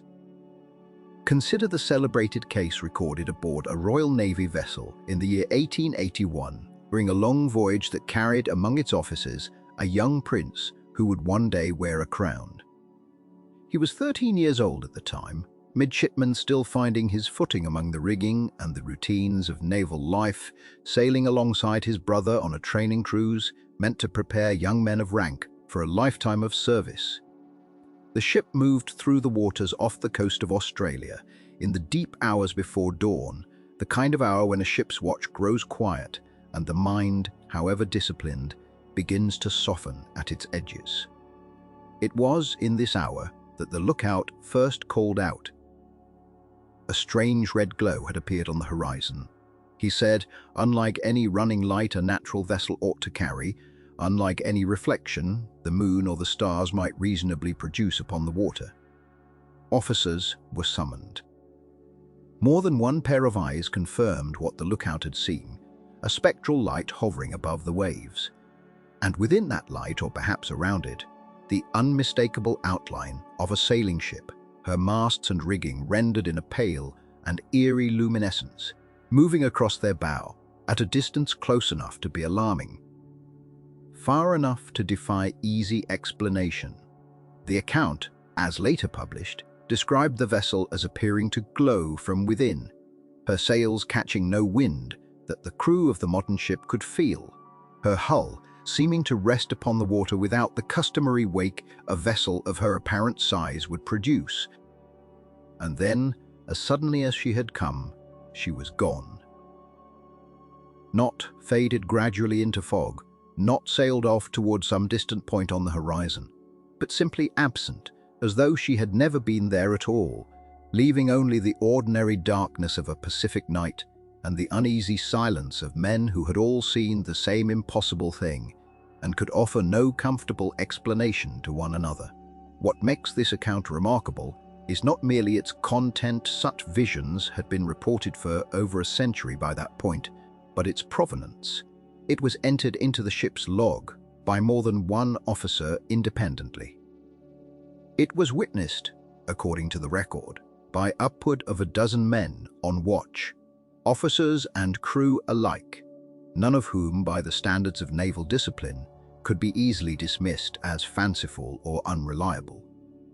And it involved, crucially, a future king, a detail that would later cause considerable discomfort to those responsible for managing the public image of the British Crown, and considerable delight to those who found in the tale a delicious confirmation that even royalty, the morning after the sighting, in a detail that has since become nearly as famous as the sighting itself, the sailor who had first called out the warning, the lookout who had spotted the ghostly light before any other man aboard, fell from the rigging during ordinary duty and died of his injuries.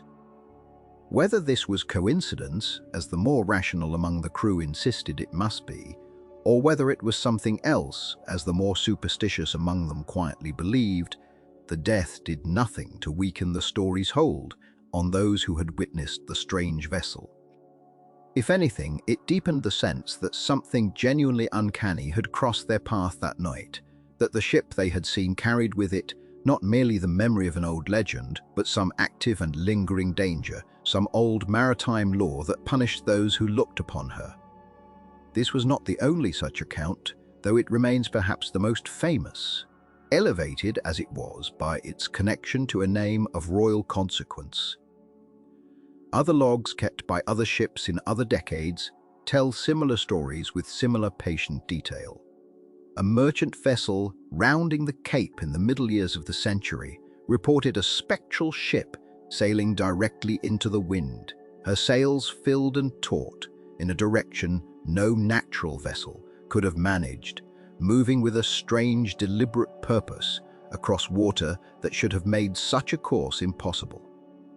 The officer who recorded the sighting noted, with a carefulness that suggests he anticipated skepticism even as he wrote, that the wind at the time was blowing steadily from the northwest, that his own ship's sails were reefed against its strength, and that the vessel he observed moved as though such wind meant nothing to her at all, as though she sailed upon some different sea, entirely governed by different laws.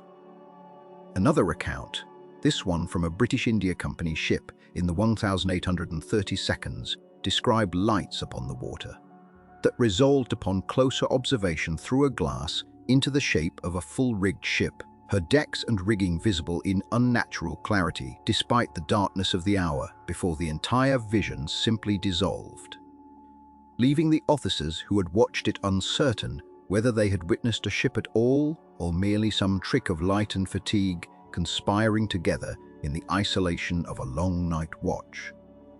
What is striking, reading these accounts side by side across the span of decades, is the consistency of the crew's reactions.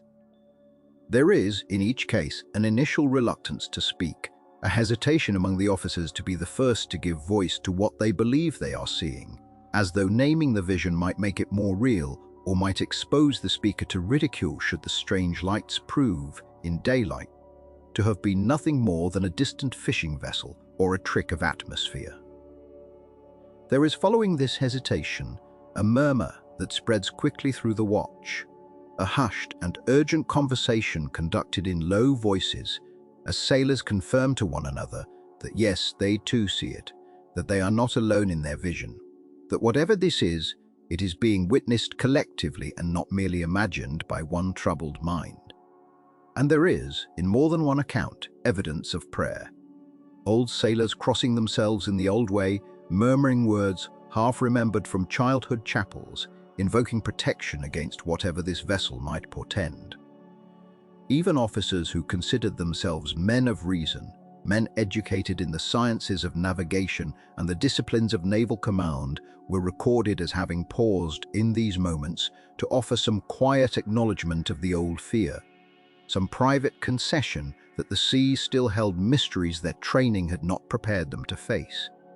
It is worth pausing here to consider why men so thoroughly trained in observation, so thoroughly disciplined against superstition, continued nonetheless to record these sightings in official documents, risking the embarrassment that such entries might later invite. Naval logs were not private diaries. They were official records, subject to review, subject to the judgment of superior officers, and, eventually, to the scrutiny of historians and the public. An officer who entered an account of a ghost ship into such a document did so, knowing that his professional judgment might be questioned, that his career might bear the quiet mark of a man who had, on one strange night, allowed himself to believe in something no rational explanation could fully account for. And yet they wrote it down.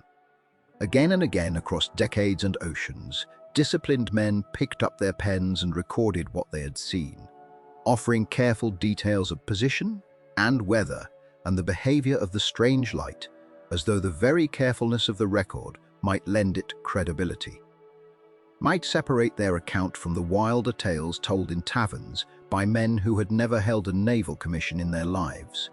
Perhaps this is itself a kind of answer. Perhaps what compelled these men to write was not certainty that they had seen a supernatural vessel, but an honest inability to explain what they had witnessed by any means available to them, coupled with a professional conscience that would not permit silence, would not permit the falsification of the record by omission. A naval officer's duty was to report accurately what occurred during his watch. If something inexplicable occurred, the discipline that shaped him required that he record it as faithfully as he would record a change in wind or a sighting of another vessel's running lights, not because he believed it to be supernatural, necessarily, but because he had seen it, and the seeing itself was a fact deserving of record. Regardless of what explanation might later be offered, modern investigation offers several candidates for what these men might actually have witnessed.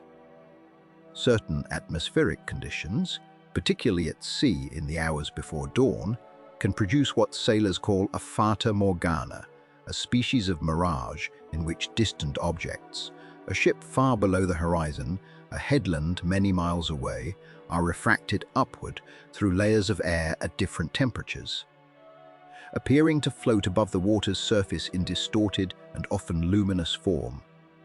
Bioluminescent plankton, disturbed by unseen currents, can produce eerie glowing patches upon the water that might, to a tired eye in darkness, resolve into something resembling a vessel's hull. Fatigue itself, the accumulated exhaustion of long watches and irregular sleep, is well known to produce visual disturbances, particularly among men straining their eyes across the featureless dark of open ocean. And then there is the power of shared belief among isolated crews, the manner in which one man's tentative suggestion, once spoken aloud, can shape what an entire watch believes itself to see, each sailor's testimony reinforcing the next until an ambiguous shape becomes, in the collective memory of the crew.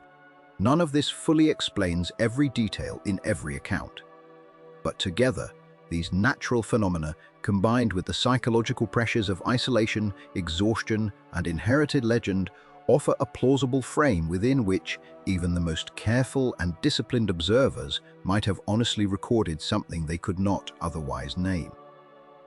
There came a time, long after the first sightings had passed into the common language of sailors, when men of a different temperament turned their attention toward the Cape. They were not mystics or storytellers, but scholars, meteorologists, and officers, with an interest in the mechanics of light and water.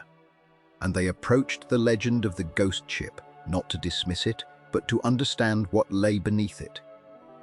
Their inquiries were slow and unhurried, conducted in libraries and observatories far removed from the storms they sought to explain. and they brought with them instruments and equations rather than superstition. What they found did not banish the Dutchman from the imagination of the sea, but it did offer, in patient increments, a way of understanding how a ship that could not exist might nonetheless be seen. The most persuasive of these explanations concerned a phenomenon long known to sailors in cold waters, though not always by name. Fata Morgana, the mirage named for a sorceress of old legend, occurs when layers of air at different temperatures stack unevenly above the surface of the sea. Cold air resting close to the water, with warmer air lying above it, bends light in ways that stretch and distort distant objects, lifting them upward until they seem to hang above the horizon rather than rest upon it.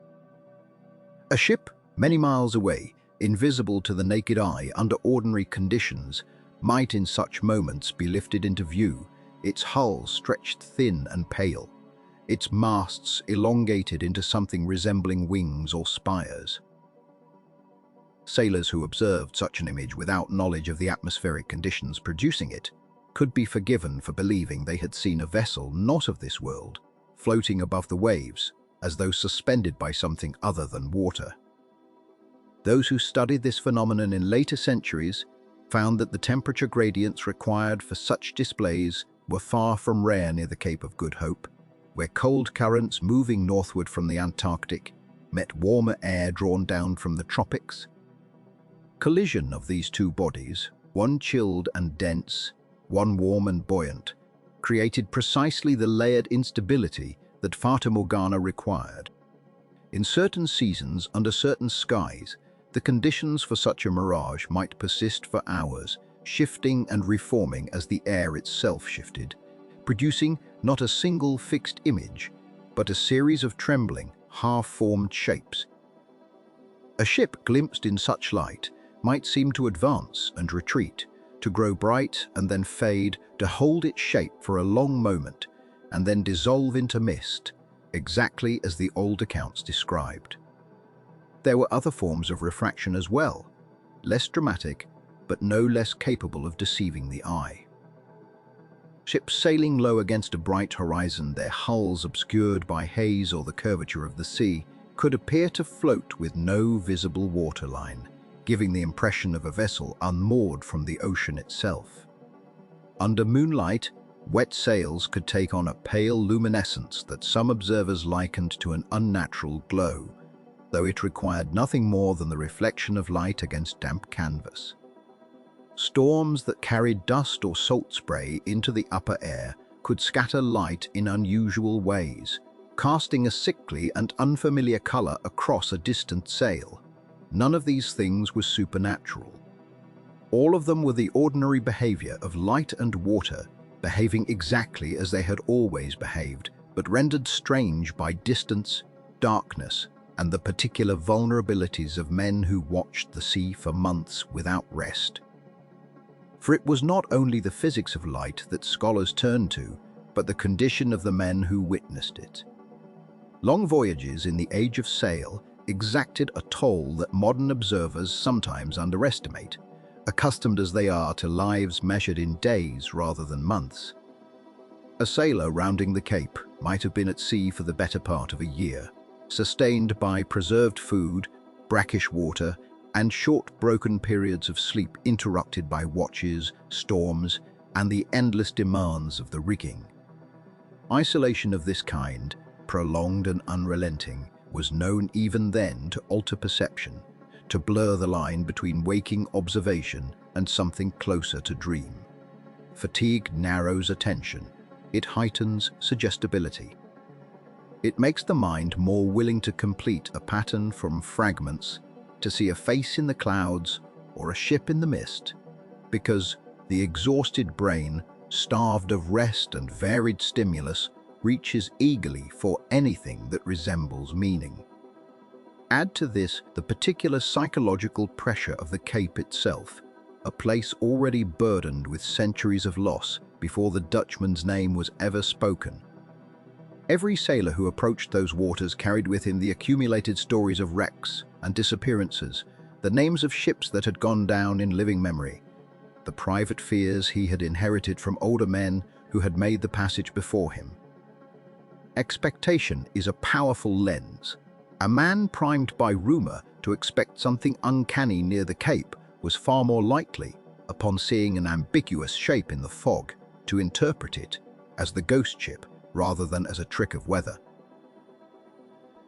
And once one man aboard a vessel voiced such a suspicion, the psychological pull of shared belief did the rest, drawing his shipmates toward the same interpretation, each confirming the other until the sighting hardened into certainty. Historians who later examined the recorded sightings did so with considerable care, cross-referencing ship's logs, weather charts, and the geographic particulars of each reported encounter. They noted, with the patience of those accustomed to sifting through incomplete archives, that a striking number of sightings occurred during or immediately after storms, precisely the conditions under which temperature gradients near the sea's surface would be most volatile, and precisely the conditions under which sailors would be most exhausted, most frightened, and most primed to interpret ambiguous shapes as something beyond the natural world.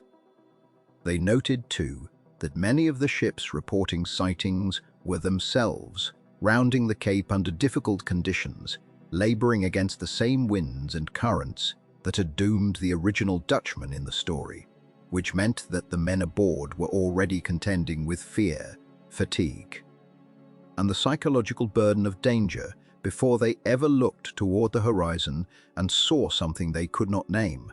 These investigators did not claim to explain every account.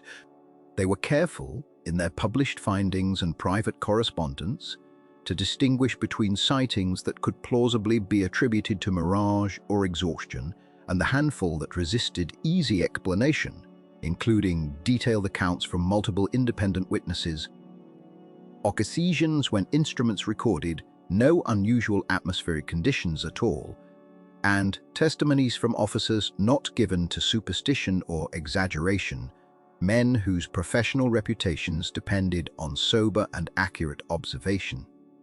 Science, in the hands of these careful scholars, was not a tool for dismissing the legend, but for narrowing its boundaries, identifying which portions of the story could be accounted for by known phenomena and which portions remained honestly and without embarrassment, unexplained. What emerged from this long process of inquiry was not a triumphant unmasking of superstition, but something more modest and more true to the nature of the sea itself. The mirages were real. The exhaustion was real. The psychological hunger for pattern and meaning, especially in a place already marked by centuries of loss, was real. And yet the persistence of the legend, its refusal to be fully absorbed into rational explanation, suggested that something in the human encounter with the sea exceeded what physics and psychology alone could account for. It was not that science had failed to explain the Flying Dutchman. It was that the explanation, however sound, did not touch the deeper truth the legend carried for the men who told it, a truth having less to do with optics than with dread, less to do with atmospheric layers than with the private fear every sailor carried of vanishing without a trace, of laboring endlessly, of becoming, in the end, a shape glimpsed by some future ship and never truly seen at all. This is perhaps why the explanations offered by science, however patiently constructed, never fully extinguished the story's hold on maritime imagination. A sailor standing watch at midnight, hearing the wind rise and the timbers groan, did not think of temperature gradients or refractive indices when a pale shape emerged from the mist ahead. He thought of the old captain condemned to sail forever, of the curse spoken in defiance of a storm, of every account he had ever heard from men he trusted, men who swore they had seen her too. Knowledge of Fata Morgana did not travel easily into the marrow of fear. The eye might be deceived by light, but the heart, primed by story and darkness and the loneliness of the sea, required no deception at all to feel certain in that suspended moment before the shape dissolved back into fog, that it had witnessed something ancient and unrelenting, sailing forever toward a shore it would never reach. And so the tale persisted, not because it could be proven, but because it could not be fully disproven. And in that narrow, uncertain space between knowledge and doubt, the Flying Dutchman found the harbour it was denied upon the water. For more than 3 centuries, the story had drifted from deck to deck, from language to language, carried by men who had no need of maps to know where fear lived. It survived the age of sail and outlasted the ships that first told it. It survived steam and diesel, radar and satellite, the slow retreat of superstition before the advance of instruments that could measure wind and wave with cold indifference to legend. And yet the ship sailed on, unmeasured, unmapped, immune to the very tools that had rendered so many other terrors of the sea obsolete. It endured, perhaps, because it was never truly a story about a ship at all. It was a story about the men who told it, and the deeper fears they carried within them long before they ever set foot upon a deck. To understand why the tale endured, one had to look past the ship itself, past the black sails and the pale glow said to hover about her masts, and into the particular anxieties of the world that gave her birth. The 17th century, the era that first whispered her into being, was an age drunk on ambition. Empires stretched themselves across oceans. They barely understood, sending ships toward horizons that swallowed them whole, trusting in charts that were more guess than certainty, in captains who were more will than wisdom. The men who crewed those vessels lived suspended between 2 enormous forces, the pride of nations that funded their voyages, and the vast, uncaring depth of water that did not care for flags or profit or the ambitions of kings. The Flying Dutchman crystallized that tension into a single, unforgettable image.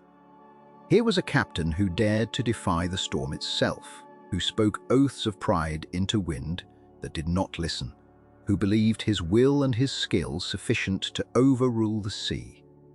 And the sea, in the telling, answered him not with fury alone, but with something colder and more absolute, an eternity of failure, an eternity of trying and never arriving, an eternity of the very effort he had once been so certain would succeed.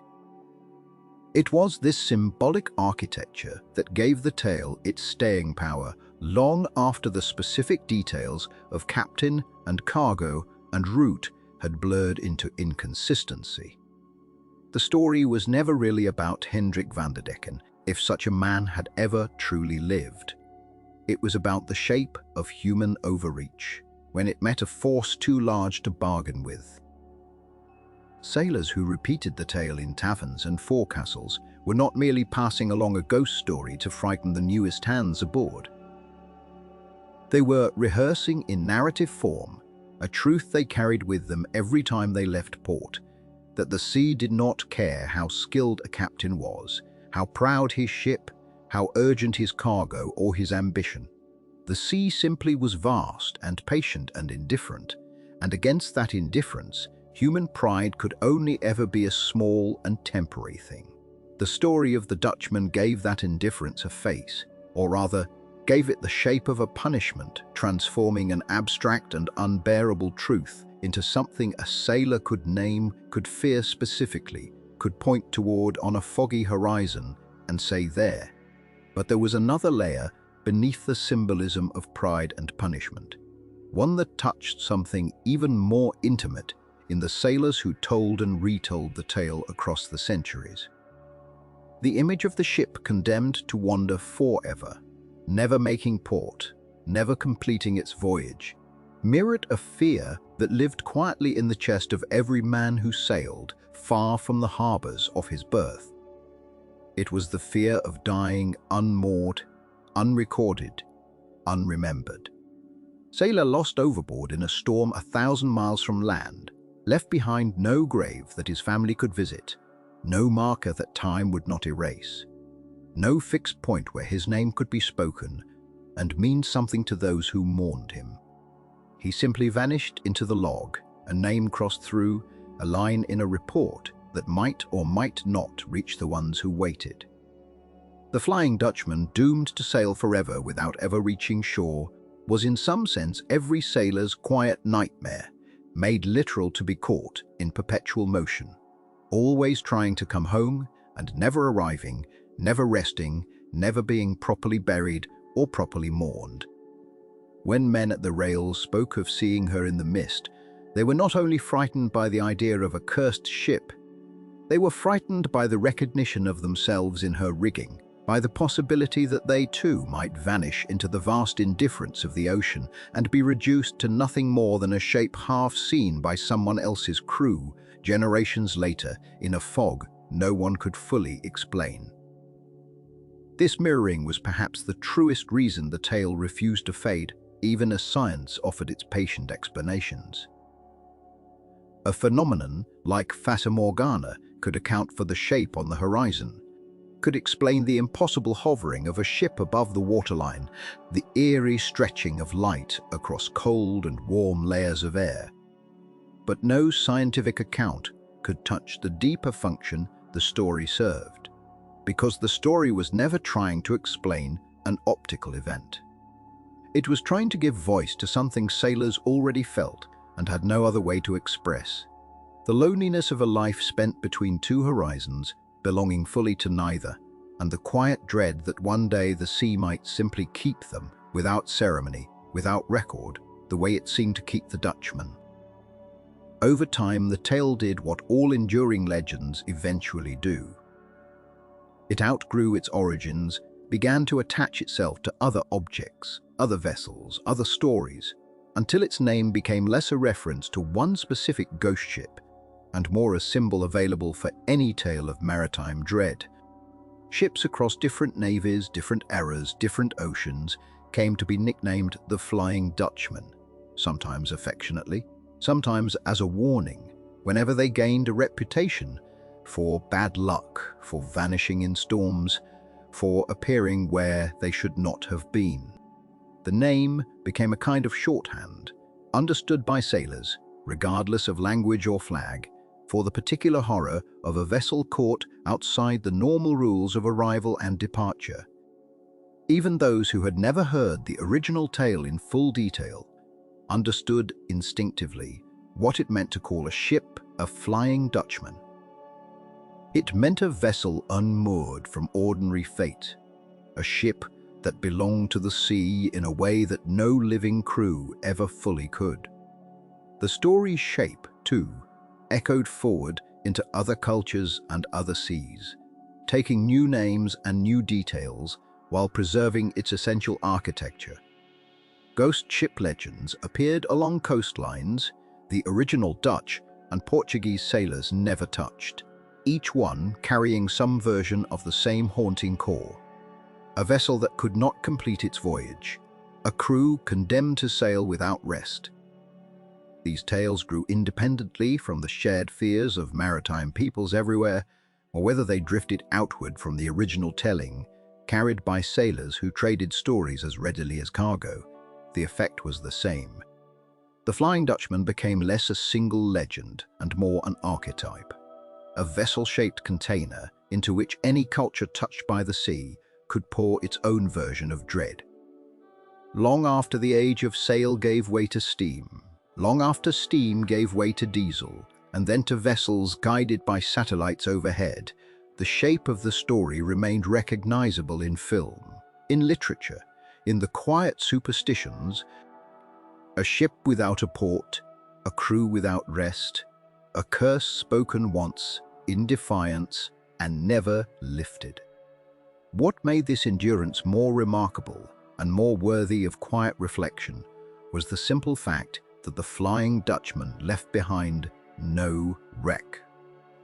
There was no splintered hull resting on a seabed for divers to find, no scattered cargo to be catalogued and displayed behind museum glass, no verified date of sinking that historians could confirm against insurance records or admiralty logs. Nearly every other maritime tragedy examined across the long history of the sea eventually surrendered some physical trace, some fragment that grounded the story in fact, even as the fuller truth remained elusive. The Dutchman offered nothing of the kind. She was, from the very beginning, a story without a body, a legend without evidence, sustained entirely by the telling and retelling of men who swore they had glimpsed her, and by the deeper truths those glimpses seemed to confirm about pride, about mortality, about the terrible patience of the sea. And perhaps that absence was precisely why she endured so completely. A story anchored to a specific wreck can eventually be closed, examined, understood, and in being understood, gradually surrendered to history rather than mystery. But a story with no fixed ending, no confirmed wreck, no final chapter that science could force into agreement, remains forever available to imagination. Each generation of sailors was free to carry her forward in whatever shape their own fears required, unburdened by any archaeologist's report that might have settled the matter. She could not be disproven because she had never been proven in any way that admitted disproof. She existed in the space between certainty and doubt, and in that space she has remained ever since, sailing without rest, without record, and without end, still crossing the horizon of human imagination the way she is said to cross the horizon of the sea itself, forever visible, forever out of reach, forever. And so the story returns at its end to where it began, to a fog-bound harbour, a name half-remembered, a captain whose face no record ever fixed with certainty. If he existed at all, he existed briefly in the way that most men exist, a birth recorded somewhere in a parish ledger, now lost to damp and time. A marriage, perhaps, a handful of voyages noted in a company's account book before the ink faded past reading. And then, for reasons no surviving page explains, he sailed into a storm off a cape that has swallowed ships since before the cape had a name, and he did not come back. No wreckage, answered the searchers, who may or may not have gone looking. No timber washed ashore bearing his ship's name burned into the wood. No single body, no ring, no logbook sealed in oilskin. Nothing that the sea sometimes offers when it has finished with what it has taken. There was only absence, and absence, as every sailor's family has always known, is a harder thing to bury than a body. A grave can be visited. An absence can only be carried. The ship itself fared no better in the record than the man who commanded her. No customs house shows her registered, no insurer's ledger shows her premium paid. No shipwright's contract survives to say when her keel was laid or in what yard her ribs were bent to shape.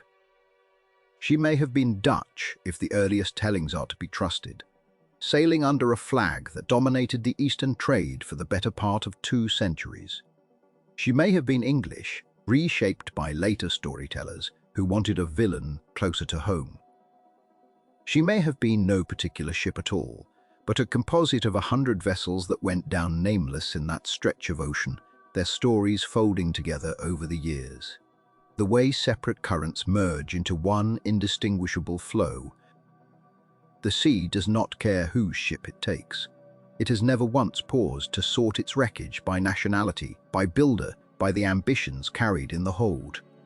It takes what comes to it, and it gives back only what it chooses, and most of what it chooses to give back is silence. And yet, across 3 centuries, in waters half a world apart, sailors have looked out across a heaving deck and sworn they saw her still.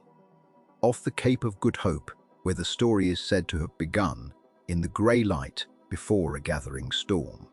Off the coast of South America, far from where any ship following her captain's original route should ever have drifted. In the North Atlantic, in the Pacific, in waters that no single vessel, ghost or otherwise, could plausibly reach within any voyage a living crew might undertake. A future king wrote of her in his own hand, describing red light along her masts before dawn, describing 13 men who did not live to tell what they had seen with him. Merchant crews recorded her in logs meant only for weather and position, adding beneath the numbers a line that reads even now as a kind of confession that they saw something, that they did not know what, that they wrote it down because the not writing it down felt like its own kind of lie. None of these sightings agree in their particulars. She appears sometimes as a full-rigged ship from an age of sail already passing when the reports were made. She appears sometimes only as a light, formless, and low across the water, closer to a ship's memory than to a ship itself.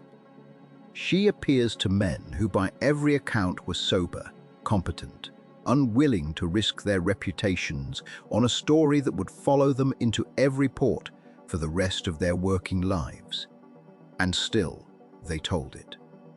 Still, the story did not die with the century that produced it, as so many maritime superstitions have died, folded quietly into the past once steam replaced sail and radio replaced signal flags, and satellite tracking replaced the anxious watch of a lookout scanning an empty horizon.